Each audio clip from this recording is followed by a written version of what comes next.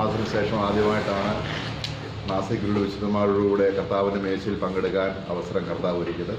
मैं प्रभु को धन्यवाद देना चाहता हूँ क्योंकि 8 महीने के बाद इस तरह पहले बार 8 महीने में पहले बार सीधा नासिक कलीसिया में आकर संगति करने के लिए, कलीसिया में आकर प्रभु मेज का भाग लेने के लिए प्रभु ने एक अच्छा मौका दिया. കർത്താവിൻ്റെ കൂട്ടായ്മ, കർത്താവിനോടുകൂടെ ഉള്ള കൂട്ടായ്മയാണ് ഈ ലോകത്തിലെ ഏറ്റവും വലിയ അനുഗ്രഹം. क्योंकि प्रभु के साथ का संगति ही इस दुनिया में सबसे बड़ा आशीष की बात है. നമ്മൾ രാവിലെ മേശയോടുള്ള ബന്ധത്തിൽ ചിന്തിച്ചു. നമുക്ക് അതിനോടുള്ള വിഷയം വേറൊരു അർത്ഥത്തിൽ കൂടെ നമുക്ക് ചിന്തിക്കാം. हमने सवेरे जो मेज के विषय में हमने जो बातें हमने मनन किया था, उसी बातों को एक अलग तरीके से, अलग नजरिया से हम देखेंगे. നമുക്ക് 2 कोरिन्थियर दूसरा कोरिन्थी അതിൻ്റെ 5-ാം അധ്യായം, उसका 5वां अध्याय, അതിൻ്റെ ആദ്യത്തെ വാക്യങ്ങൾ നമ്മളിങ്ങനെ വായിക്കുന്നു. उसका पहला वाक्य में हम इस रीति से पढ़ते हैं. क्योंकि हम जानते हैं कि जब हमारा पृथ्वी पर का डेरा सा घर गिराया जाएगा तो हमें परमेश्वर की ओर से स्वर्ग पर एक ऐसा भवन मिलेगा जो हाथों से बनाया हुआ घर नहीं परंतु चिरस्थायी है. അപ്പോൾ അവിടെ നമ്മൾ സ്വർഗത്തിലൊരു അതിശ്രേഷ്ഠമായ യേശുക്രിസ്തുവിനുള്ളതുപോലെ ഒരു തേജസ്സിന്റെ ശരീരം പ്രാപിക്കാൻ പോവുകയാണ്. तो यहाँ पर हम पढ़ते हैं कि हमें स्वर्ग में जो प्रभु यीशु मसीह का महिमादायक शरीर है, उसी तरह हम भी एक शरीर हम भी प्राप्त करेंगे. ഈ മനുഷ്യ ശരീരം അല്ലെങ്കിൽ ഈ ജഡത്തിലുള്ള ഈ ശരീരം കൊണ്ട് വളരെയധികം കഷ്ടം അനുഭവിക്കുന്നവരാണ് വിശ്വാസികൾ. विश्वासी का अवस्था क्या है? हमारा ये एक मनुष्य देह होने की वजह से, एक शारीरिक रीति से होने की वजह से हमें बहुत कष्ट और तकलीफ सहना पड़ता है ये देह में रहने की वजह से. ഈ കഷ്ടത എന്ന് പറയുന്നതെല്ലാം ശരീരത്തോടുള്ള ബന്ധത്തിലാണ്. कष्ट जब भी या विपत्ति ये सब बातें सुनते समय में हम जब इस देह में जी रहे हैं, उसी अर्थ के उद्देश्य में कहा गया है. നമുക്ക് സ്വർഗീയ ശരീരം കിട്ടിക്കഴിഞ്ഞാൽ പിന്നെ കഷ്ടതയില്ല, കണ്ണുനീരില്ല, മരണമില്ല, ദുഃഖമില്ല, നിത്യ ആനന്ദം. लेकिन जब हम स्वर्गीय देह को जब हम पहनेंगे उस समय क्या होगा? तब आंसू नहीं होगा, रोना नहीं होगा, तकलीफ नहीं होगा, मृत्यु नहीं होगा, बल्कि अनंतता का आनंद रहेगा. അപ്പോൾ അവിടെ 2-ാം വാക്യത്തിൽ പറയുകയാണ്, उसका दूसरा वाक्य में इस रीति से हम पढ़ते हैं. ആ സ്വർഗീയ ശരീരം കിട്ടുന്നതിനുള്ള ഒരു യോഗ്യതയെ കുറിച്ച് പറയുമ്പോൾ അവിടെ അതിന്റെ 2-ാം വാക്യത്തിൽ പറയുകയാണ്, ഈ കൂടാരത്തിൽ ഞങ്ങൾ ഞരങ്ങിക്കൊണ്ട്. ഈ കൂടാരം എന്ന് പറഞ്ഞാൽ ഈ ജഡ ശരീരം. हाँ, उसका वाक्य 2 पढ़े. इसमें तो हम कराहते और बड़ी लालसा रखते हैं कि अपने स्वर्गीय घर को पहन ले. हाँ, तो हम लोग कराते हैं, हमें वहां पर एक वेदना का अवस्था हो रहा है क्योंकि ये देह में हमें वो कराना है, क्योंकि हमें एक बहुत जल्दी स्वर्गीय शरीर को पहनना है. അപ്പൊ അവിടെ ഞങ്ങൾ നഗ്നരായിട്ടല്ല എന്നൊരു വാക്യം അവിടെ കണ്ടോ? वाक्य 3 पढ़े कि इसके पहनने से हम नंगे ना पाए जाए. हम नंगे ना पाए जाए. നാം ഉടുപ്പുള്ളവരായിരിക്കുന്നു എങ്കിൽ ആ സ്വർഗീയ ശരീരം പ്രാപിക്കും. आगे पढ़ना, वो 3 पूरा पढ़ना. कि इसके पहनने से हम नंगे ना पाए जाए. हाँ. और हम इस डेरे में रहते हुए बोझ से दबे कर नहीं, वो सिर्फ वाक्य 3. हम लोग having indeed if indeed having been clothed. इसमें तो हम कराहते और बड़ी लालसा रखते हैं कि अपने स्वर्गीय घर को पहन ले. हाँ. कि इसके पहनने से हम नंगे ना पाए. हाँ, इसके पहनने से तो हमने एक कपड़ा को पहना है. അപ്പോൾ ഇപ്പോൾ നമ്മൾ ഉടുപ്പുണ്ട് എന്ന് പറയുന്നത് ഈ ശരീരത്തെ കുറിച്ചുമല്ല, നാം പ്രാപിക്കാൻ പോകുന്ന ശരീരത്തെ കുറിച്ചുമല്ല. पर अभी हम जो पहने हैं करके बोलते समय में अभी हमने जो शारीरिक देह पहने है उसके बारे में भी नहीं है, और अभी एक दिन आगे जाकर महिमादायक देह को पहनेंगे वो भी नहीं है. മനുഷ്യന്റെ ദൈവവുമായിട്ടുള്ള ബന്ധത്തിൽ മനുഷ്യന്റെ അടിസ്ഥാന പ്രശ്നം, ആദ്യത്തെ പ്രശ്നം നഗ്നനായി പോയി എന്നുള്ളതാണ്. देखो, मनुष्य का विषय में परमेश्वर की उपस्थिति, जो नींव बात, जो परमेश्वर के विषय में खड़ा रहने के समय में जो नींव बात, सबसे पहली बात क्या थी कि वो लोग नंगे पाए गए थे. ആയതുകൊണ്ട് ദൈവത്തോട് മനുഷ്യനെ അടുപ്പിക്കാൻ ദൈവം ചെയ്ത അടിസ്ഥാന കാര്യം അവനെ വസ്ത്രം ധരിപ്പിക്കുക, ഉടുപ്പുള്ളവനാക്കുക എന്നുള്ളതാണ്. इसीलिए परमेश्वर ने सबसे पहला मनुष्य को परमेश्वर की उपस्थिति में खड़े रहने के लिए धैर्य विषय में जो सबसे नींव सा, जो पहला कदम जो प्रभु ने उठाया है वो है मनुष्य को वस्त्र पहनाना. ഈ ഉടുപ്പ് ധരിക്കാതെ പാടുകയോ പ്രാർത്ഥിക്കുകയോ കർത്തൃമേശയിൽ പങ്കെടുക്കുകയോ വചനം ഷെയർ ചെയ്യുകയോ ആരാധിക്കുകയോ ചെയ്യുന്ന ആരെയും ദൈവം സ്വീകരിക്കില്ല. जब तक कोई मनुष्य ये वस्त्र नहीं पहनता, जो प्रभु ने तैयार किया वो वस्त्र, जो प्रभु की उपस्थिति में योग्य खड़ा रहने के विषय वाला वो वस्त्र जब तक कोई पहनता नहीं, वो पहने बगैर कोई गीत गाए, कोई प्रार्थना करे, कोई वचन पढ़े, वो बड़ा कार्य, वीर कार्य क्यों ना करे, परमेश्वर परमेश्वर उसे स्वीकारेगा नहीं. പൗലോസിന്റെ ആത്യന്തികമായ സന്തോഷം എന്ന് പറയുന്നത് ഞാൻ ആ സ്വർഗീയമായ ആ ആ കെട്ടിടം ധരിക്കാൻ പോവുകയാണ്, അല്ലെങ്കിൽ ശരീരം പ്രാപിക്കാൻ പോവുകയാണ്. അതിനുള്ള എന്റെ യോഗ്യത എനിക്കൊരു ഉടുപ്പുണ്ട് എന്നുള്ളതാണ്. तो पौलुस का सबसे बड़ा विषय क्या था? मैं एक दिन वो स्वर्गीय बात को मैं पहनूंगा, एक स्वर्गीय बात जो कभी खत्म ना होने वाला बल्कि चिरस्थायी है, उस बात को मैं पहनूंगा करके उसका योग्यता क्या था कि आज प्रभु ने मुझे कपड़ा पहनाया है. ആ ഉടുപ്പിന് മുകളിലാണ് ഞാൻ സ്വർഗീയ ശരീരം ധരിക്കാൻ പോകുന്നത്. हाँ, मैं तो आज प्रभु ने जो मुझे कपड़ा मुझे अभी जो पहनाया है उसके ऊपर प्रभु मुझे एक स्वर्गीय कपड़ा देगा. ഞാൻ ആ ശരീരം ധരിക്കാൻ വാഞ്ചിക്കുന്നു. और वो उस महिमादायक देह को वो पाने के लिए, उसको पहन लेने के लिए वो कड़कड़ाता है, वो आहा कर रहा है, चाहता है. वो ഉടുപ്പ് ധരിക്കാൻ വാഞ്ചിക്കുന്നതല്ല, मतलब कोई कपड़ा पहन लेना, कोई शर्ट पहन लिया वो पहनने के लिए कह रहा है, वैसा नहीं. ഇവിടെ പറയുന്ന ഉടുപ്പ്, ആ ഉടുപ്പ് ധരിക്കാൻ കാരണം ഞാൻ ഓൾറെഡി ഒരു ഉടുപ്പുള്ളത് കൊണ്ട് ആ സ്വർഗീയമായ കാര്യം എന്റെ ഉള്ളിൽ ഈ ഉടുപ്പുള്ളത് കൊണ്ട് അങ്ങ് വാഞ്ചിക്കുകയാണ്. हाँ, तो यहाँ पर देखो, मैं पहना हुआ वो बोलकर कुछ पहनने के विषय में वो बात कहने के लिए नहीं, बल्कि स्वर्गीय बात के विषय में. लेकिन आज उसने पहले से वो तैयार, वो कुछ तो पहन लिया है. കർത്താവ് വരുമ്പോൾ പോകാനുള്ള ഒരു തയ്യാറെടുപ്പ് ഇല്ലാത്തത് ഈ ഉടുപ്പില്ലാത്തത് കൊണ്ടാണ്. നമ്മൾ എത്ര പറഞ്ഞാലും ആ പ്രത്യാശ കിട്ടത്തില്ല. ഉടുപ്പുണ്ടെങ്കിൽ പ്രത്യാശയുണ്ട്. हमारा प्रभु बहुत जल्दी वापस आने वाला है ना, तो उस आगमन के विषय में कुछ लोगों को देखो बहुत चाहते हैं, हमारा प्रभु आएगा और हम चले जाएंगे. वो लोगों की खासियत क्या है? वो लोग हैं जो जिनको भूमि में वस्त्र मिल चुका है, वस्त्र पा चुका है.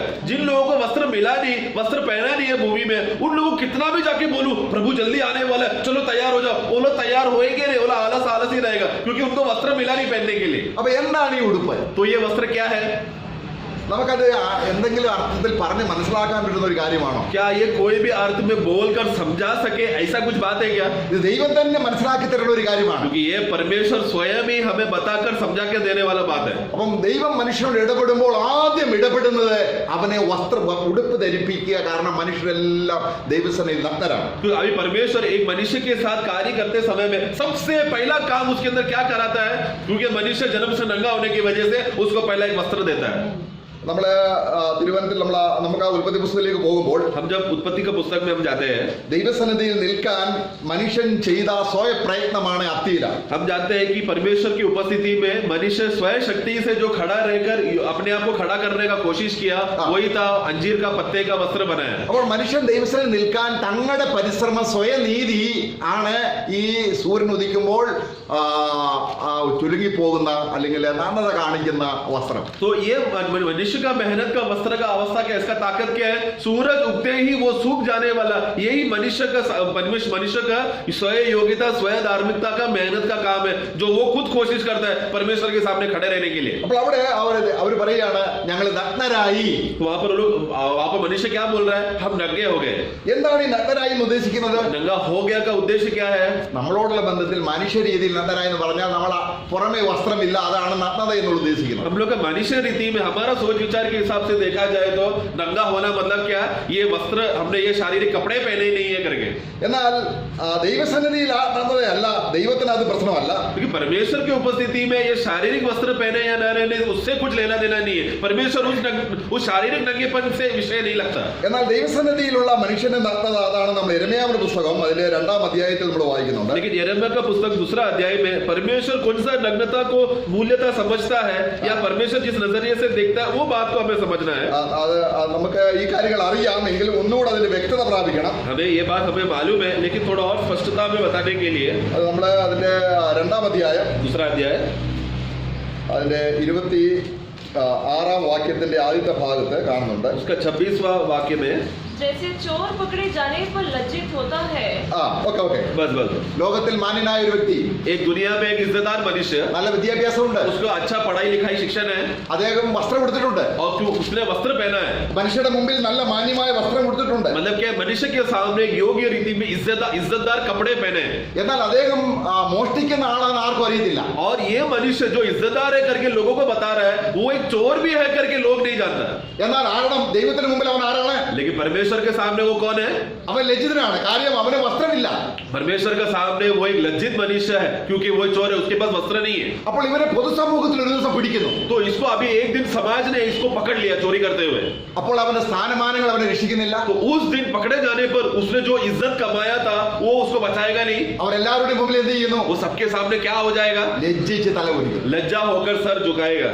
മനുഷ്യന്റെ അവസ്ഥ ഇതാണ്. ये है सारा मनुष्य का अवस्था. അപ്പം പാപമാണ് ദൈവസന്നിധിയിൽ മനുഷ്യനെ നഗ്നനാക്കിയിരിക്കുന്നത്. तो अभी पाप है जो विषय जो परमेश्वर के सामने मनुष्य को लज्जित करके सर झुका के रखा है. അപ്പോൾ ദൈവം ചെയ്ത ആ കാര്യം എന്താണ്? लेकिन उसी समय में परमेश्वर ने किया हुआ कार्य क्या है? അതാണ് നമ്മൾ ഉൽപ്പത്തി പുസ്തകം ആദ്യം ദൈവം മനുഷ്യർ ഇടപെടുമ്പോൾ ചെയ്യുന്നത്. वही हमने उत्पत्ति का पुस्तक में परमेश्वर जब पहले बार मनुष्य के साथ कार्य करने के विषय में या मनुष्य को योग्य रीति से परमेश्वर के सामने खड़ा करने के लिए जो पहला काम जो किया है. അപ്പോൾ ദൈവത്തെ ആരാധിക്കണമെങ്കിൽ, ദൈവത്തിന്റെ അടുക്കൽ വരണമെങ്കിൽ, ദൈവത്തെ സ്തുതിക്കണമെങ്കിൽ, ദൈവത്തെ മഹത്വപ്പെടുത്തണമെങ്കിൽ, ദൈവവുമായി ഒരു കൂട്ടായ്മ ഉണ്ടാകണമെങ്കിൽ, അവന് തേജസ്സിന്റെ ശരീരം ധരിക്കണമെങ്കിൽ ഈ ഉടുപ്പുണ്ടായേ കഴിയൂ. तो परमेश्वर विश्वासी को प्रभु की उपस्थिति में आते समय में योग्य रीति में खड़ा रहना है, प्रार्थना करना है, वचन पढ़ना है, यहाँ तक कि संगति भी अगर करना है, यहाँ तक कि उसको आत्मिक जो आने वाला वस्त्र जो महिमादायक वस्त्र है, अगर वो वस्त्र भी अगर पहना है तो उसको आज भूमि में एक वस्त्र पहनना जरूरी है. അതാണ് നമ്മൾ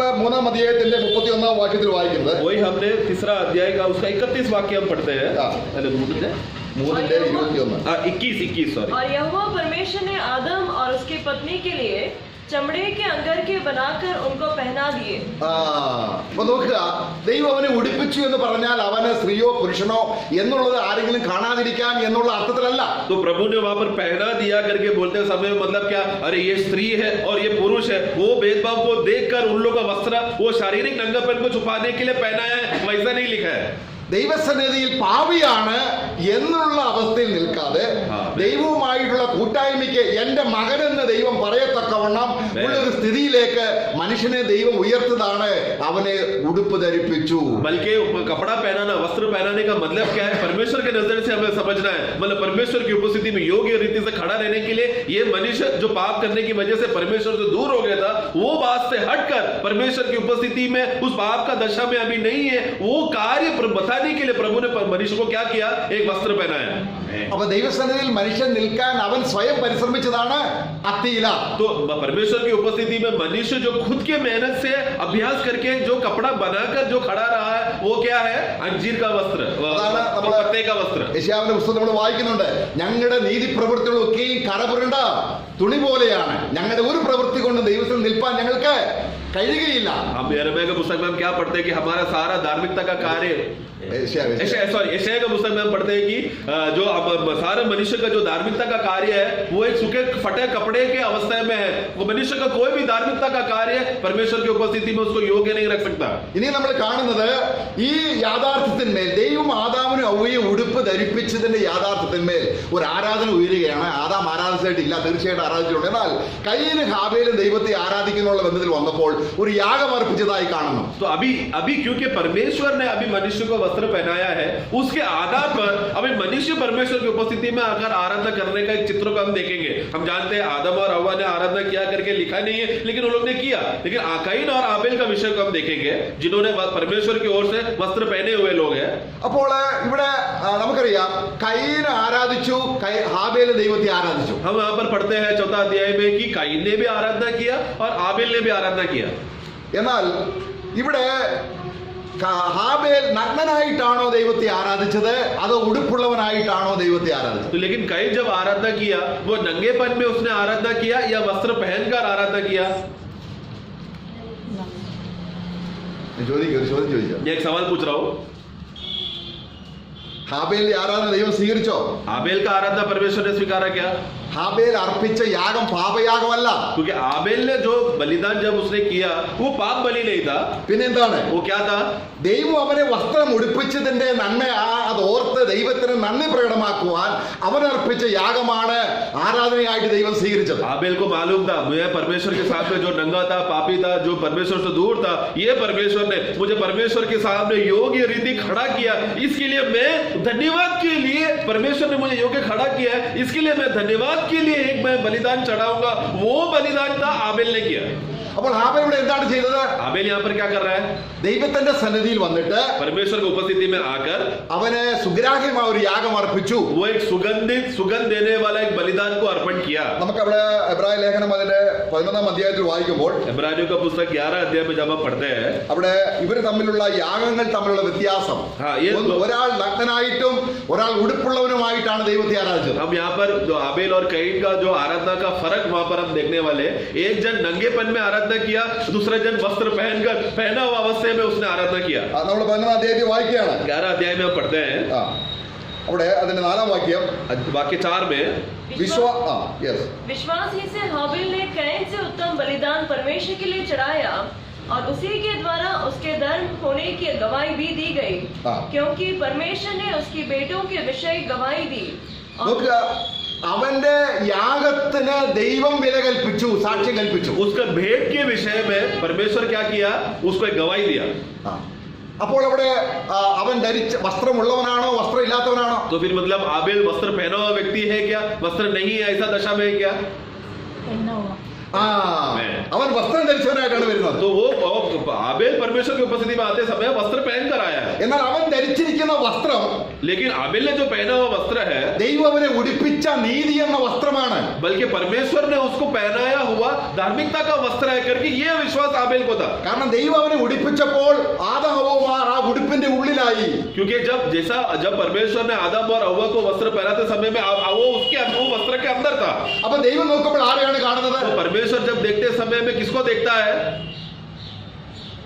ആ വസ്ത്രത്തെ, ആ ഉടുപ്പിനെ. वो वस्त्र को देख रहा है. जो परमेश्वर ने बनाकर दिया हुआ योग्यता का कारण, वो वस्त्र को परमेश्वर देखता है. ആ ഉടുപ്പിന്റെ ഉള്ളിലാണ്. ഇപ്പൊ നമ്മളെ നോക്കുക, നമ്മളെ നോഹയുടെ പെട്ടകത്തിൽ നോക്കുക. उदाहरण के रूप में उस नूह का उस जहाज को अगर हम देखेंगे तो ദൈവം ഒരാൾ വെളിയിൽ നോക്കുമ്പോൾ നോഹയാണോ കാണുന്നത്, നോഹയുടെ പെട്ടകത്തെയാണോ കാണുന്നത്? अगर कोई मनुष्य बाहरी रूप से अगर देखते समय में किसको देखता है? वो नूह को देख रहा है क्या वो जहाज को देख रहा है जो पानी में तैर रहा है? ഇതുപോലെയാണ് ദൈവം ഒരു മനുഷ്യനെ കവർ ചെയ്യുകയാണ്. उसी तरह परमेश्वर ने मनुष्य को क्या किया? पूरा रीति से ढक लिया है. ആരെ കൊണ്ട്? किससे? തന്റെ പുത്രനായ മശിഹ തമ്പുരാനെ കൊണ്ട്. उनका पुत्र प्रभु यीशु मसीह के द्वारा. അതാണ് ഒരുവൻ ക്രിസ്തുവിൽ വിശ്വസിക്കുമ്പോൾ അവൻ ക്രിസ്തുവിന്റെ ഉള്ളിലാണ്. इसके लिए हम पढ़ते हैं कि जो कोई मसीह में विश्वास करता है वो मसीह के अंदर है. ഈ ക്രിസ്തുവിന്റെ ഉള്ളിലാകുന്നതിനെയാണ്, ക്രിസ്തുവിന്റെ നീതിയെ ധരിക്കുന്നതിനെയാണ്, ക്രിസ്തുവിനെ ധരിക്കുന്നതിനെയാണ് ഞാൻ ഉടുപ്പുള്ളവനായിരിക്കുന്നു എന്ന് പറയുന്നത്. तो ये मसीह में रहना करके बोलना, या मैंने मसीह को पहन लिया है, या मसीह का धार्मिकता का वस्त्र को मैंने पहन लिया है, इसी को यही बोलने का अर्थ है अभी मैं पहना हुआ हूं करके जो कुरिन्थियों में हमने पढ़ा. ഞാൻ ആ ഉടുപ്പ് ധരിച്ചിരിക്കുന്നത് എന്തിനാണ്? मैंने वो वस्त्र को क्यों मैंने पहना हूं? ഈ ഉടുപ്പുണ്ടെങ്കിലേ ക്രിസ്തുവിന്റെ തേജസ് കിട്ടും. अगर ये वस्त्र मैंने आज भूमि में पहना रहेगा तो ही मुझे आने वाला महिमा को मैं पहन सकता हूं. അപ്പൊ ഇന്ന് കർത്തൃമേശയിൽ പങ്കെടുത്തപ്പോൾ ഉടുപ്പ് ധരിച്ചാണോ? तो आज प्रभु मेज में भाग लेते समय में वो वस्त्रों को पहनकर ही भाग लिया ना. Praise the Lord. Praise the Lord. അങ്ങനെയുള്ളവർക്ക് അങ്ങ് ബെമ്പൽ കൊള്ളുകയാണ്. എന്താണ് ഇതിന്റെ മീതെ? ऐसे लोग एकदम कहराते हुए एकदम उत्साह के साथ वो लोग क्या बोलेंगे? इसके ऊपर എന്ത് ധരിക്കാൻ? क्या पहनने वाले हैं? നഗ്നനായവർക്ക് അത് ആ ഒരു പിടുത്തം കിട്ടത്തില്ല. जो नंगे हैं उनको कुछ समझ में नहीं आता ये क्या चल रहा है इधर. മനുഷ്യരുടെ മുമ്പിൽ നിൽക്കാനുള്ള തയ്യാറെടുപ്പേ അവർ ചെയ്യുള്ളൂ. वो सिर्फ मनुष्य के सामने में नंगा नहीं रहने के लिए बाहर से थोड़ा वस्त्र पहनकर थोड़ा तैयारी करेगा. ആയതുകൊണ്ട് മനുഷ്യന്റെ ഏറ്റവും വലിയ ആവശ്യം ദൈവസന്നിധിയിൽ നഗ്നനാകാതെ വരിക എന്നുള്ളതാണ്. इसके लिए मनुष्य का सबसे बड़ा जरूरत काम, जो पहला मुख्य काम परमेश्वर की उपस्थिति में आने समय में वो क्या है कि वो नंगा ना पाया जाए, वस्त्र पहना रहे.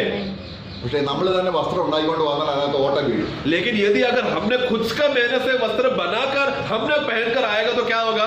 उस वस्त्र में दाग आएगा, वो जल जाएगा, सूर्य के किरण के सामने सूख जाएगा वो. ആയതുകൊണ്ട് ദൈവത്തിന്റെ ദൃഷ്ടിയിൽ നഗ്നത കാണാതെ വണ്ണം ദൈവം തന്റെ പുത്രനെയും കൊണ്ട് മറയ്ക്കുന്നതിന് സാദൃശ്യമാണ് ആദാമിനെ ഹവ്വയെ ഉടുപ്പുണ്ടാക്കി ധരിപ്പിച്ചു. इसके लिए हमने परमेश्वर स्वयं ही वस्त्र बनाकर मनुष्य नग्नपन को छुपाने का जो अवस्था है उसका छाया के रूप में हम देखते हैं. परमेश्वर ने आदम और हव्वा को चमड़े का वस्त्र बनाया. അവിടെ വിശ്വാസത്താൽ. लेकिन वहां पर हम पढ़ते हैं इब्रानी का पुस्तक 11 अध्याय में विश्वास के द्वारा. എന്താണ് അവൻ വിശ്വസിച്ചത്? अब आबेल ने क्या विश्वास किया? ഞാൻ ക്രിസ്തുവിന്റെ ഉള്ളിലാണ്, मैं मसीह के अंदर हूँ, അതുകൊണ്ട് ദൈവം എന്നെ സ്വീകരിക്കുമെന്നല്ല, इसकी वजह से परमेश्वर मुझे स्वीकार रहा हो नहीं, ഞാൻ ധരിച്ചിരിക്കുന്ന ഉടുപ്പിനെ സ്വീകരിക്കും. बल्कि मैंने जो पहना हुआ वस्त्र है वो वस्त्र को परमेश्वर स्वीकार रहा है, इसलिए मैं उसमें स्वीकारा जा चुका हूँ. ദൈവം അവിടെ അർപ്പകനെയല്ല, प्रभु वहां पर जो अर्पण करने वाला व्यक्ति को नहीं, അർപ്പിച്ച വസ്തുവിനെയാണ് ദൈവം സ്വീകരിച്ചത്. बल्कि अर्पण करने वाला वस्तु को प्रभु स्वीकार रहा है. നമ്മൾ വചനത്തിന്റെ യഥാർത്ഥത്തിൽ നമ്മൾ വചനം പഠിക്കുമ്പോൾ हम लोग वचन का सच्चाई को जब हम पढ़ेंगे तो ആ സാക്ഷ്യം ഇന്നും നിൽക്കുന്നു, वो गवाही आज भी रुका है, ആ ആരാധന ഇന്നും നിൽക്കുന്നു. वो आराधना आज भी है. ഏത് ആരാധന? कौन सा आराधना? നഗ്നനായി വന്ന് ശപിക്കപ്പെട്ടവനായി പോയതല്ല. जो नंगेपन में आया और श्रापित होकर चला गया वो आराधना नहीं, പിന്നെ എന്താണ്? बल्कि कौन सा आराधना? ശപിക്കപ്പെട്ട ആദാമിന് കയ്യിൽ എന്താ സംഭവിച്ചത്? श्रापित काइन का अवस्था क्या हो गया? നീ ഉഴലുന്നവനാകും. तू भटकने वाला बनेगा, നിനക്ക് സ്ഥിരതയില്ല. तुझे स्थिर जगह नहीं मिलेगा, ലോകം മുഴുവൻ तू ചുറ്റിക്കറങ്ങും. पूरा दुनिया भटकते रहेगा. ഇത് തന്നെയല്ല സാത്താൻ ചെയ്യുന്നത്. यही तो शैतान कर रहा है ना. നമ്മൾക്കറിയാം ഇവിടെ സാത്താൻ ഒരു സ്ഥലത്ത് സ്ഥിരതയില്ല. हम जानते हैं ना, शैतान को एक जगह पे स्थिर रहने को नहीं होता. എന്നാൽ ഒരു വിശ്വാസിക്ക് സ്ഥിരമായി നിൽക്കാൻ നമ്മളെ ക്രിസ്തുവിൽ ഉറപ്പിക്കുന്നതും നമ്മളെ അഭിഷേകം ചെയ്തതും ദൈവമല്ലോ. എങ്ങും ഓടിപ്പോകണ്ട. കാര്യം എന്താണ്? लेकिन हम पढ़ते हैं दूसरा कोरिन्थियों का पुस्तक में पढ़ते हैं कि विश्वासी को स्थिर करना, उसको मजबूत करना, उसको अभिषेक करने वाला प्रभु यीशु मसीह में है. ये परमेश्वर ने किया है. അപ്പോൾ ഈ മൃഗം എന്തായി തീർന്നു? तो ये बलि, ये जानवर क्या हो गया? ഹാബേലിനു വേണ്ടി आबेल के लिए ദൈവസന്നിധിയിൽ परमेश्वर का उपस्थिति में സുഗ്രാഹ്യമായി. सुगंध बन गया. എന്തുകൊണ്ടാണ് ദൈവം ഹാബേലിനെ സ്വീകരിച്ചത്? परमेश्वर ने आबेल को क्यों स्वीकारा? ഹാബേലിന്റെ അവന്റെ വഴിപാട് സ്വീകരിക്കപ്പെട്ടത് കൊണ്ടാണ് ഹാബേൽ സ്വീകരിക്കുന്നത്. क्योंकि हम पढ़ते हैं कि क्योंकि परमेश्वर ने आबेल का भेंट को स्वीकारा, इसलिए आबेल को स्वीकारा. നമ്മൾ വായിക്കുകയാണ്, 4-ാം വാക്യം ഒന്നുകൂടെ വായിക്കാം. അതിനാൽ അവന് നീതിമാൻ എന്ന സാക്ഷിയിൽ ഏതിനാൽ? तो वाक्य 4 पढ़ेंगे. विश्वासी से हाबिल ने कैन से उत्तम बलिदान परमेश्वर के लिए चढ़ाया और उसी के द्वारा उसके धर्मी उसको बलिदान धर्मी होने का गवाही मिला. किसके द्वारा? അപ്പോൾ അവൻ ഒരു ആട്ടുകുട്ടിയെ കൊണ്ടുവരികയാണ്. तो जब वो एक मेमना को लेकर आया, ആട്ടുകുട്ടി മുമ്പിൽ നടക്കുകയാണ്. मेमना आगे चल रहा है അവൻ ആട്ടുകുട്ടിയെ നോക്കുകയാണ്. और आबेल क्या कर रहा है? वो उस मेमना को देख के चल रहा है. കാരണം അവൻ ആട്ടുകുട്ടിയുടെ ഉള്ളിലായതുപോലെ അവനെ കാണുന്നില്ല. क्योंकि वो अभी उस मेमने के अंदर है, वो बाहर नहीं, वो प्रकट नहीं हो रहा है. मेमना है वहां पर मूल्य था. അപ്പോൾ അവൻ പറയുകയാണ് ഈ ആട്ടുകുട്ടിയെ ദൈവം സ്വീകരിക്കും. तो वो आबेल ने क्या बोला? उसका विश्वास क्या था? परमेश्वर ये मेमना को स्वीकारेगा, ആട്ടുകുട്ടിയിൽ പാപമില്ല. क्योंकि ये मेमना में पाप नहीं है. ഈ ആട്ടുകുട്ടിയെ കൊണ്ട് വന്നാൽ, अगर मैं ये मेमना को मैं लेकर आया तो, നീ ഉടുപ്പ് ധരിച്ചു വന്നാൽ, यानी कि तू वस्त्र पहनकर आया है तो ഞാൻ നിന്നെ സ്വീകരിക്കാമെന്ന് ആദാം ഹവ്വ പറഞ്ഞിട്ടുണ്ട്. ദൈവം ചെയ്തു. परमेश्वर तुझे स्वीकारेगा करके आदम और हव्वा ने आबेल को बोला था और परमेश्वर ने किया. ഈ ആട്ടുകുട്ടി ഹാബേലിനെ മറച്ചു. क्योंकि ये मेमना ने क्या किया? आबेल को ढक दिया, छुपा दिया उसको. എന്നാൽ കയ്യിൽ എന്താ ചെയ്തത്? लेकिन कैन ने क्या किया? അങ്ങനെ മറയ്ക്കാൻ അവനൊന്നുമില്ല. इस तरह का छुपा रहने के लिए, ढका हुआ अवस्था में रहने के लिए उसके पास कुछ भी नहीं है. പിന്നെന്താണ്? അവൻ അവന്റെ കായിക ബലം, അവന്റെ ശക്തിയെ വെളിപ്പെടുത്തുകയാണ് ചെയ്തത്. बल्कि उसने अपने हाथों से जो मजदूरी किया हुआ, जो मेहनत किया और जो ताकत था उसको प्रकट करने के लिए थोड़ा सामान लाया. അപ്പോൾ അവന് സാക്ഷ്യം ലഭിച്ചു. ആർക്ക്? तब एक को गवाही मिला. किसको? മറ്റേ ആൾക്ക് സാക്ഷ്യം ലഭിച്ചില്ല. दूसरा को गवाही नहीं मिला. നോക്കുക, ദൈവസന്നിധിയിൽ ക്രിസ്തുവിനെ ധരിച്ചു വന്നവന്റെ മുഖം അങ്ങ് പ്രസാദിക്കും. इसके लिए जो प्रभु को उपस्थिति में जो मसीह को पहनकर आएगा, उसका चेहरा हमेशा चमकते रहेगा. ആരാധിച്ചു കഴിഞ്ഞ് നമ്മൾ പിന്നെയും ഇങ്ങനെ ശാന്തരായി നമ്മൾ ദുഃഖിച്ചിരിക്കുന്നെങ്കിൽ ആരാധന ആരുടെ ആരാധനയാണ്? आराधना करने के बाद भी निराश होकर चेहरा एकदम मुरझाया हुआ दुखी है तो वो आराधना किस प्रकार का आराधना है? का समय അവിടെ നമ്മൾ കണ്ടു. ആരാധന കഴിഞ്ഞപ്പോൾ എന്ത് സംഭവിച്ചു? वहां पर हम देखते हैं आराधना होने के बाद क्या हो गया? ഹാബേലിന് ഭയങ്കര സന്തോഷം. आबेल तो बहुत आनंदित था. അത് കണ്ടിട്ട് മറ്റൊരു ദുഃഖമായി. ये बात को देखकर कई को गुस्सा आया, निराश हो गया वो. അപ്പോൾ നമുക്ക് ഒരു മീറ്റിംഗ്, ഒരു സ്ഥാനീയ സഭയിൽ इसलिए एक स्थानीय कलीसिया में ഉടുപ്പുള്ളവരും ഉണ്ട്, ഉടുപ്പില്ലാത്തവരും ഉണ്ട്. वस्त्र पहने हुए लोग भी है और वस्त्र नहीं है वैसे लोग भी है.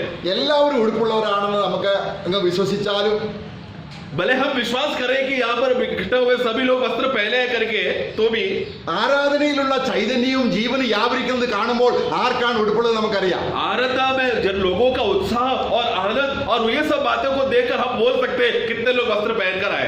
ഇതിന് പറയുകയാണ്, फिर हम पढ़ते हैं അവൻ മരിച്ച ശേഷവും, और वो मरने के बाद भी, അതിന്റെ ഒരു ഇന്നും, मतलब आज भी, वही इब्रानियों 11:4 में आखिरी भाग में पढ़ते हैं, आज भी സാക്ഷി കൽപ്പിക്കുക. वो गवाही है. ഇന്ന് നമ്മുടെ ആരാധനയ്ക്ക് ദൈവം സാക്ഷി കൽപ്പിച്ചോ? आज हमारा आराधना के विषय में प्रभु गवाही दिया क्या? നാം ഹാബേൽ വന്ന വഴിയിൽ വന്നിരുന്നുവെങ്കിൽ, अगर हम आबेल जिस रीति से आया उसी रीति से हम भी आए तो, ഇതാണ് കർത്താവ് കയ്യിലോട് പറയുന്നത്. നീ കോപിക്കുന്ന എന്താണ്? ഹാബേൽ വന്ന വഴിയിൽ നീയും വന്നിരുന്നെങ്കിൽ ഞാൻ നിന്നിൽ പ്രസാദിക്കത്തില്ലയോ? यही बात तो परमेश्वर ने कई को याद दिलाया. तू गुस्सा क्यों कर रहा है? यदि तू आबेल ने जिस रीति से आया उस रीति से आया होता तो तू भी खुश होता, मैं तुझे स्वीकारता था.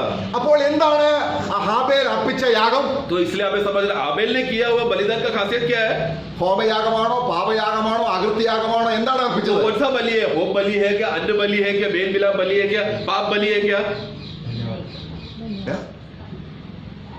എന്താണ് അവനെ കവർ ചെയ്യുന്ന, അവനെ സുരക്ഷിതമാക്കുന്ന, അവനെ ദൈവസന്നിധിയിൽ പ്രസാദിപ്പിക്കുന്ന ആ യാഗം എന്താണ്? उसको ढकने वाला। അതാണ് നമ്മൾ നോക്കുമ്പോൾ നമ്മൾ ഇനിയും വരികയാണ്. ഹാബേൽ അർപ്പിച്ച യാഗത്തെ കുറിച്ച് നമ്മൾ മനസ്സിലാക്കണമെങ്കിൽ ആരാധനയോടുള്ള ബന്ധത്തിൽ ദൈവം വെച്ചിരിക്കുന്ന ആ യാഗങ്ങളെ നമ്മൾ നോക്കിയാൽ മതി. तो इसके लिए अभी ये बात को समझने के लिए परमेश्वर आबेल ने कौन सा बलिदान किया है, किस रीति से वो किया है, पर वो परमेश्वर की उपस्थिति में ढका हुआ था, छुपा हुआ था, वो बलि वहां पर मूल्य था और परमेश्वर की उपस्थिति में सुगंधदायक आराधना था। ये आराधना किस रीति का आराधना समझना है तो लेवी का पुस्तक में जो बलिदान का लिस्ट दिया है वो पढ़ेगा तो हमें मालूम पड़ता है. അവിടെ ദൈവം ആരാധനയോടുള്ള ബന്ധത്തിൽ യാഗം അർപ്പിക്കുന്നതിനുള്ള ബന്ധത്തിൽ ആദ്യം പറയുന്നത് എന്താണ്?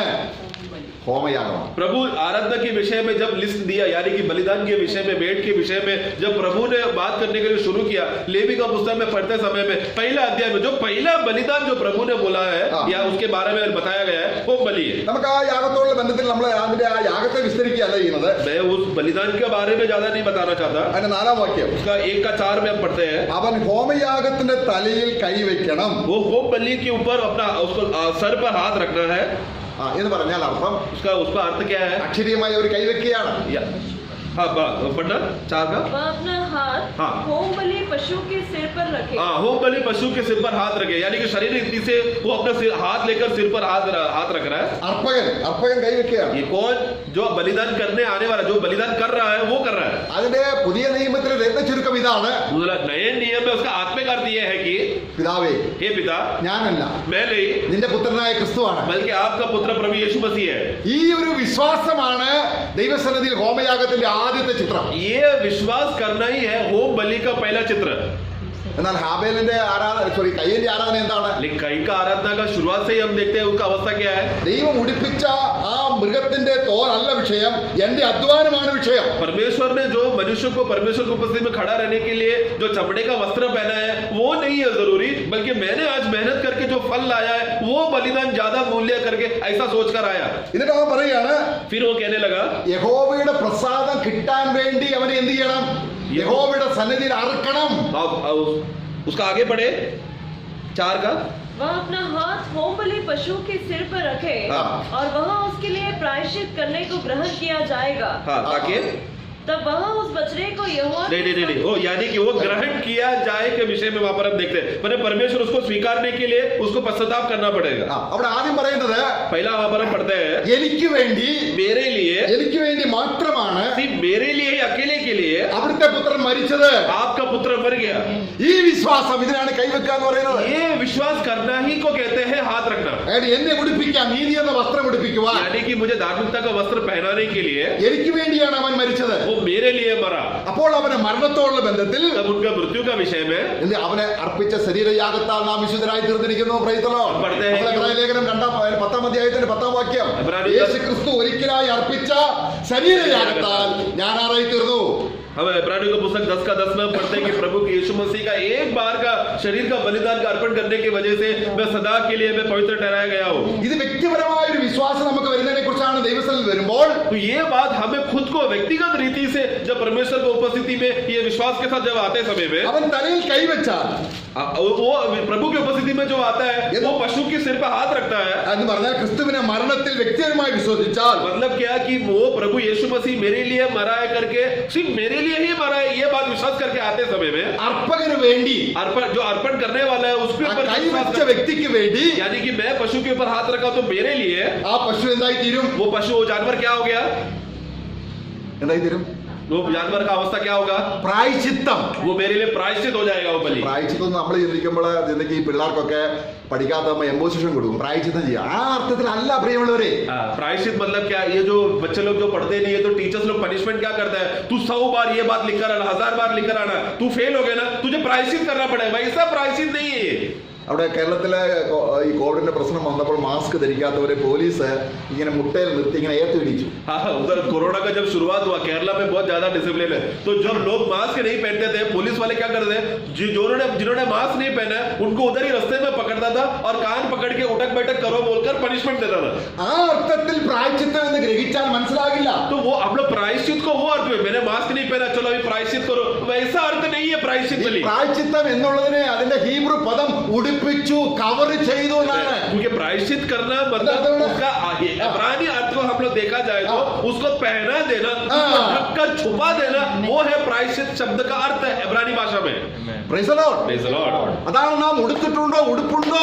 इसलिए हमें पूछना है क्या मैं पहना हूँ, क्या पहनाया गया हूँ, क्या मैं ക്രിസ്തു എനിക്ക് വേണ്ടി പ്രായശ്ചിത്തമായി എന്ന് പറഞ്ഞ അർത്ഥം എന്താണ്? मसीह मेरे लिए प्रायश्चित हुआ मतलब क्या? ഞാൻ ക്രിസ്തുവിനെ ധരിച്ചു, ദൈവം എന്നെ ഉടുപ്പിച്ചു, ആരെ കൊണ്ട്? ക്രിസ്തുവിനെ കൊണ്ട് ഉടുപ്പിച്ചു. मैंने मसीह को पहन लिया, यानी कि परमेश्वर ने मसीह को लेकर मुझे पहनाकर मुझे मसीह में छुपा दिया है. അതാണ് അറ്റോൺമെന്റ്, ടു കവർ. हाँ, यानी प्रायश्चित करना मतलब उसको ढक देना. ആ അർപ്പകനെ സമാധാനത്തിലാക്കി. यानी कि जो अर्पण करने आने वाला व्यक्ति को उसको शांति से भर दिया, ढक दिया. അങ്ങനെ അർപ്പകൻ അകത്തും ആ ആരാധന സ്വീകരിക്കുന്നവൻ പുറത്തു പോയി എന്ന് പറഞ്ഞ അർത്ഥം ക്രിസ്തുവിനെയാണ് ഇന്ന് ദൈവം കാണുന്നത്. तो यानी कि क्या जो अर्पण करने आने वाला है वो क्या हो गया, अंदर ढक के छुप हो गया, और जो पशु जो बलिदान हो गया वो बाहर प्रकट हो रहा है. मतलब क्या, हम मसीह में छुपे हुए और मसीह जो वध हुआ वो प्रकट हो रहा है. അപ്പൊ ആ വ്യക്തിക്ക് വേണ്ടി ആ മൃഗം ദൈവസന്നിധി എന്തായിത്തീരുന്നു? വിരാഗ്യമായി അക്സെപ്റ്റ് ചെയ്തെന്നാണ് പറയുന്നത്. तो अभी वो व्यक्ति के लिए जो अर्पण करने आने वाला है, वो अर्पण किया हुआ व्यक्ति के लिए वो पशु अभी क्या हो गया, परमेश्वर की उपस्थिति में एक सुगंध के सामने बलिदान के रूप में हो गया. मतलब क्या, परमेश्वर सूंघ लिया, मतलब परमेश्वर ने ये बलिदान को स्वीकार लिया है. Praise the Lord. അപ്പൊ ദൈവം എന്നെ സ്വീകരിക്കുമ്പോൾ ഞാനാണ് ചിന്തിക്കുക. अभी जरा सोचो, ये मैं हूं करके पेपर, എന്നെ ഇങ്ങനെ ഒരിക്കലും ദൈവം സ്വീകരിക്കില്ല. കാരണം ഞാൻ നങ്കയാണ്, ഞാൻ ഉടുപ്പില്ലാത്തവനാണ്. എന്നെ അതുകൊണ്ട് ദൈവം എന്ത് ചെയ്തു? तो मैं अगर परमेश्वर की उपस्थिति में ऐसे आएगा तो मैं कभी भी स्वीकारा नहीं जाएगा, क्योंकि मैं सदा के लिए मैं नंगा हूं, मैं पापी हूं. ദൈവത്തിന് എപ്പോഴും എന്നും സ്വീകാര്യനായ തന്റെ പ്രിയ പുത്രന്റെ ഉള്ളിൽ എന്നെ ആക്കി. बल्कि परमेश्वर को हमेशा स्वीकारा जाने वाला एक योग्य पुरुष एक मात्र है, अगर कोई है तो वो कौन है, अपना पुत्र. वो पुत्र को तो मुझे क्या किया, मैं जो ये हूं मुझे पुत्र के अंदर डालकर मुझे उस पुत्र के अंदर ढक दिया है.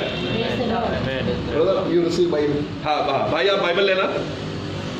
Did he receive that small paper with him? अभी ये भाई ने वो अंदर जो कागज, जो मैं वो कागज जो अंदर हूँ, वो भाई ने उसको स्वीकारा क्या? उसके अंदर है ना. भाई ने स्वीकारा, किसको स्वीकारा? बाइबल को लेते समय में अंदर कौन था?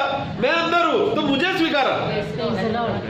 അപ്പൊ യേശുവിനെ ദൈവം സ്വീകരിക്കത്തില്ലെന്ന് വിശ്വസിക്കുന്ന ദുഷ്ടന്മാരുണ്ട്. तो अभी इस दुनिया में ऐसे दुष्ट लोग हैं जो बोल रहे हैं कि परमेश्वर है ना, यीशु मसीह को स्वीकारेगा नहीं. യേശുവിനെ സ്വീകരിക്കത്തില്ല, പക്ഷെ എന്നെ സ്വീകരിക്കും. यीशु को स्वीकारेगा नहीं, लेकिन मैं कुछ अच्छा धर्म काम करेगा, परमेश्वर मुझे स्वीकार लेगा. എന്നാൽ പ്രിയമുള്ളവരെ, ദൈവം ചെയ്തത് എന്താണ്? നമ്മളെ ക്രിസ്തുവിലാക്കി.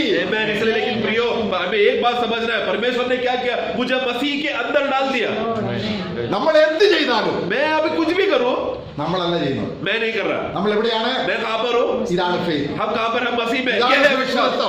ये है सच्चा सुरक्षा अवस्था. കർത്താവ് വരുമ്പോ പോണമെങ്കിൽ अगर मसीह आते समय में अगर जाना है तो ഞാൻ ക്രിസ്തുവിന്റെ ഉള്ളിലായിരിക്കണം. हमें मसीह में होना जरूरी है. ക്രിസ്തുവിന്റെ പുറത്തുള്ള ആര് എങ്ങനെ ഒരു നഗ്നനായ ഒരു വ്യക്തി എങ്ങനെ സ്വർഗ്ഗത്തിൽ കൊണ്ടുപോകും? जो मसीह के बाहर है वो कैसे उठा लिया जाएगा? जो नंगा है उसको उठा ले जाएगा क्या? പൗലോസ് പറയുന്ന ഉറപ്പെന്താണ്? पौलुस बोलने वाला मजबूती क्या था? കർത്താവ് വരുമ്പോ ഞാൻ പോകും.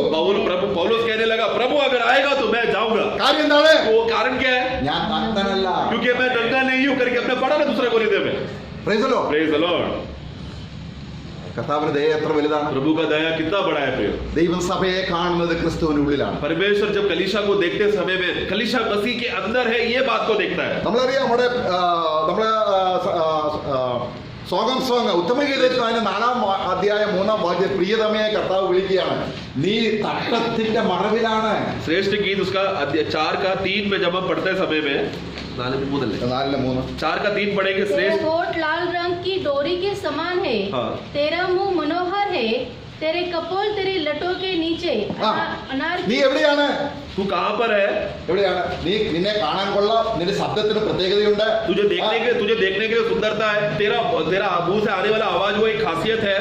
പണ്ട് അവള് പറയുന്നുണ്ട്, पहले वो बोलती थी, എന്നെ നിങ്ങൾ സൂക്ഷിച്ച് നോക്കരുത്. मुझे तुम ऐसा ध्यान से मत देखना, എന്റെ ശരീരം കറുത്തിരിക്കുന്നു, क्योंकि मैं काली हूँ, എനിക്ക് സൗന്ദര്യമില്ല. मुझे सुंदरता कुछ भी नहीं है. ഇപ്പോൾ പ്രിയം പറയുകയാണ്, लेकिन अभी प्रिय क्या बोल रहा है? നീ എവിടെയാണ്? പാറയുടെ പിളർപ്പിലാണ്, തട്ടത്തിന്റെ ഉള്ളിലാണ്. वहां पर प्रिय बोलता है कि तू कहां पर? तू उस मजबूत चट्टान के अंदर, तू अंदर सुरक्षित है. ഇപ്പോൾ അവളുടെ വാക്കുകൾക്ക് ഒരു പ്രത്യേക ശബ്ദത്തിന് രുചിയുണ്ട്. अभी वो जब उसको होठों से बात करते समय में कितना मनोहर सुंदर है वो.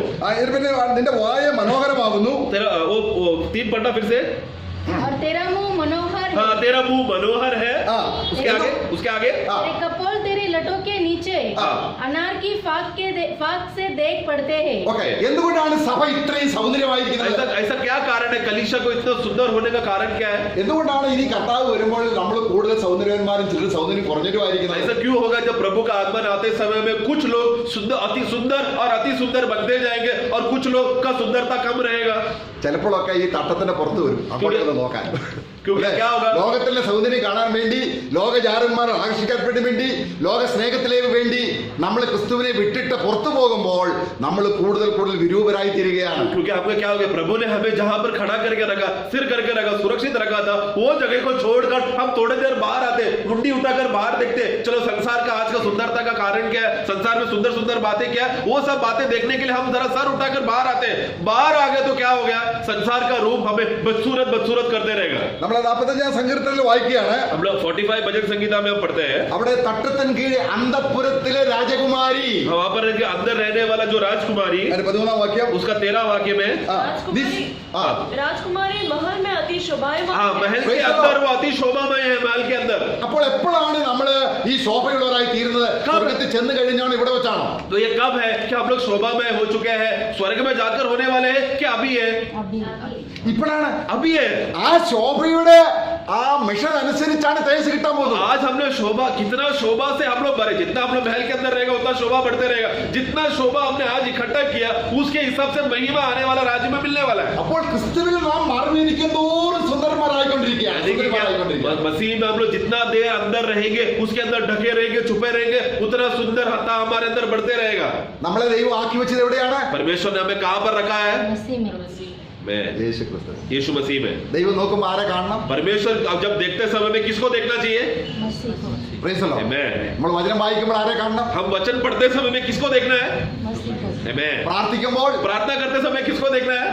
വീട്ടിലെ പെരുമാറ്റം, ഓഫീസിലെ എവിടെ പോയാലും എപ്പോഴും घर का चाल चलन, ऑफिस में चाल चलन, किधर भी बाहर, किधर भी हमारा कार्य लेन देन करते समय में हमारा नजर किसके ऊपर है? मसीह के ऊपर। Amen. നമ്മൾ രൂപാന്തരപ്പെടുന്നു. ആരെ പോലെ? ऐसा होगा तो हम लोग रूपांतर होते जाते, परिवर्तन होते जा रहे. किसके द्वारा? ലോകത്തിന് ഇത് മനസ്സിലാകില്ല. संसार को ये बात समझेगा नहीं. ലോകം നോക്കുമ്പോൾ നമ്മൾ പണ്ടത്തേക്കാൾ അഗോഗതി പ്രാപിച്ചു വരുന്നു. നമ്മൾ പ്രായം ചെല്ലുന്നു. संसार जब हमको देखते समय में क्या ये देखो, और ये और उम्र में और कमजोर हो रहा है, പ്രായം കുറഞ്ഞു വരുന്നു. उम्र में एकदम कमजोर हो रहा है. എന്തുകൊണ്ടാണ് ഇന്ന് ക്രിസ്തീയ സഭകളിൽ ആണെങ്കിൽ ഒരുപാട് ഡിവോഴ്സ് നടക്കുന്നത്? എന്തുകൊണ്ടാണ്? आज देखो कलीसिया के मसीह दुनिया में मसीह लोग बहुत सारे तलाक कर रहे हैं. ऐसा क्यों? കാരണം ഈ സഹോദരിമാർക്ക് പെട്ടെന്ന് വാർദ്ധക്യം വരുമ്പോൾ അവരുടെ തൊലികൾ ചുണുങ്ങുകയും സൗന്ദര്യം കുറഞ്ഞു കൂടുകയും ചെയ്യുമ്പോൾ ഭർത്താക്കന്മാർക്ക് ഒരു രസമില്ല. तो पत्नियां क्या हो गया, पत्नियां जल्दी वो लोग उनका शरीर में जो उनका चमड़ा है वो जल्दी से सुकड़ जाता है. बूढ़े वो लोग जल्दी बूढ़े होने का लक्षण जब दिखते समय में, वो जुरिया दिखने समय में क्या हो जाता है? पतिया बोलता है अरे तुझमें पहले जैसा सुंदरता नहीं. അവൻ ക്രിസ്തുവിന്റെ ഉള്ളിൽ മറിഞ്ഞിരിക്കാത്തത് കൊണ്ട് അവന്റെ ഭാര്യയിലുള്ള ആ ഇഷ്ടം നഷ്ടപ്പെടുന്നു. तो वो क्योंकि वो ऐसा पति जो मसीह में छुपा हुआ नहीं है, मसीह में ढका हुआ नहीं है, और सुरक्षित ना रहने की वजह से पत्नी का बाहरी सुंदरता को देखकर वो निराश होता है. എന്നാൽ ക്രിസ്തു അങ്ങനെയല്ല. लेकिन मसीह ऐसा नहीं है. അവൻ അവളുടെ ചുളിവ്, ഈ ചുളിവ് എങ്ങനെ ഉണ്ടാകുന്നു? പ്രായം കൂടി വരുമുണ്ടാകുന്ന ചുളിവ് അത് നീക്കി പോഷിപ്പിച്ച് വചനമെന്ന പാല് കുടിച്ച് നമ്മളെ പോഷിപ്പിക്കുകയാണ് അവൻ ചെയ്യുന്നത്. लेकिन मसीह क्या करता है? हमारे अंदर जो जुरिया आता है, मनुष्य जैसे जैसे उम्र होते रहते समय वो कमजोर होते हैं, उसको जुरिया आता है. ये जुरिया को प्रभु क्या करेगा? हमें अच्छे से भोजन देकर, पालन पोषण करके, हमें तंदुरुस्त करके, हमें जवान रखता है और वो प्रेम में हमें बढ़ाता है. എന്നിട്ട് അവൻ സന്തോഷിക്കുകയാണ്. और फिर कौन आनंद करता है? प्रभु आनंद होता है. സഭ സൗന്ദര്യവതിയായി കാണുന്നതോളം അവൻ സന്തോഷിക്കുകയാണ്. जैसा कलीसिया देखो और भी सुंदर हो रहा है, अति सुंदर हो रहा है करके मसीह जब देखता है तो मसीह और आनंद होता है. നമുക്ക് യെശയ്യാവിന്റെ പുസ്തകം 61 അധ്യായത്തിന്റെ 10 വാക്യത്തിൽ വായിക്കുമ്പോൾ ഐസായ का 61 का 10 में पढ़ते हैं. ഐസായ 61:10. मैं यहोवा के कारण अति आनंदित होऊंगा, मेरा प्राण परमेश्वर के कारण मगन रहेगा, क्योंकि उसने मुझे उद्धार के वस्त्र पहनाए और धर्म की चद्दर ऐसे उड़ा दिया है जैसा दुल्हा फूलों की माला से अपने आप को सजाता और दुल्हन अपने गहनों से अपना श्रृंगार करती है. നോക്കുക, അവിടെ അപ്പോൾ നമ്മൾ വായിക്കുന്നത് എന്താണ്? हम लोग नीचे पढ़ते रहते समय में हम क्या देखते हैं?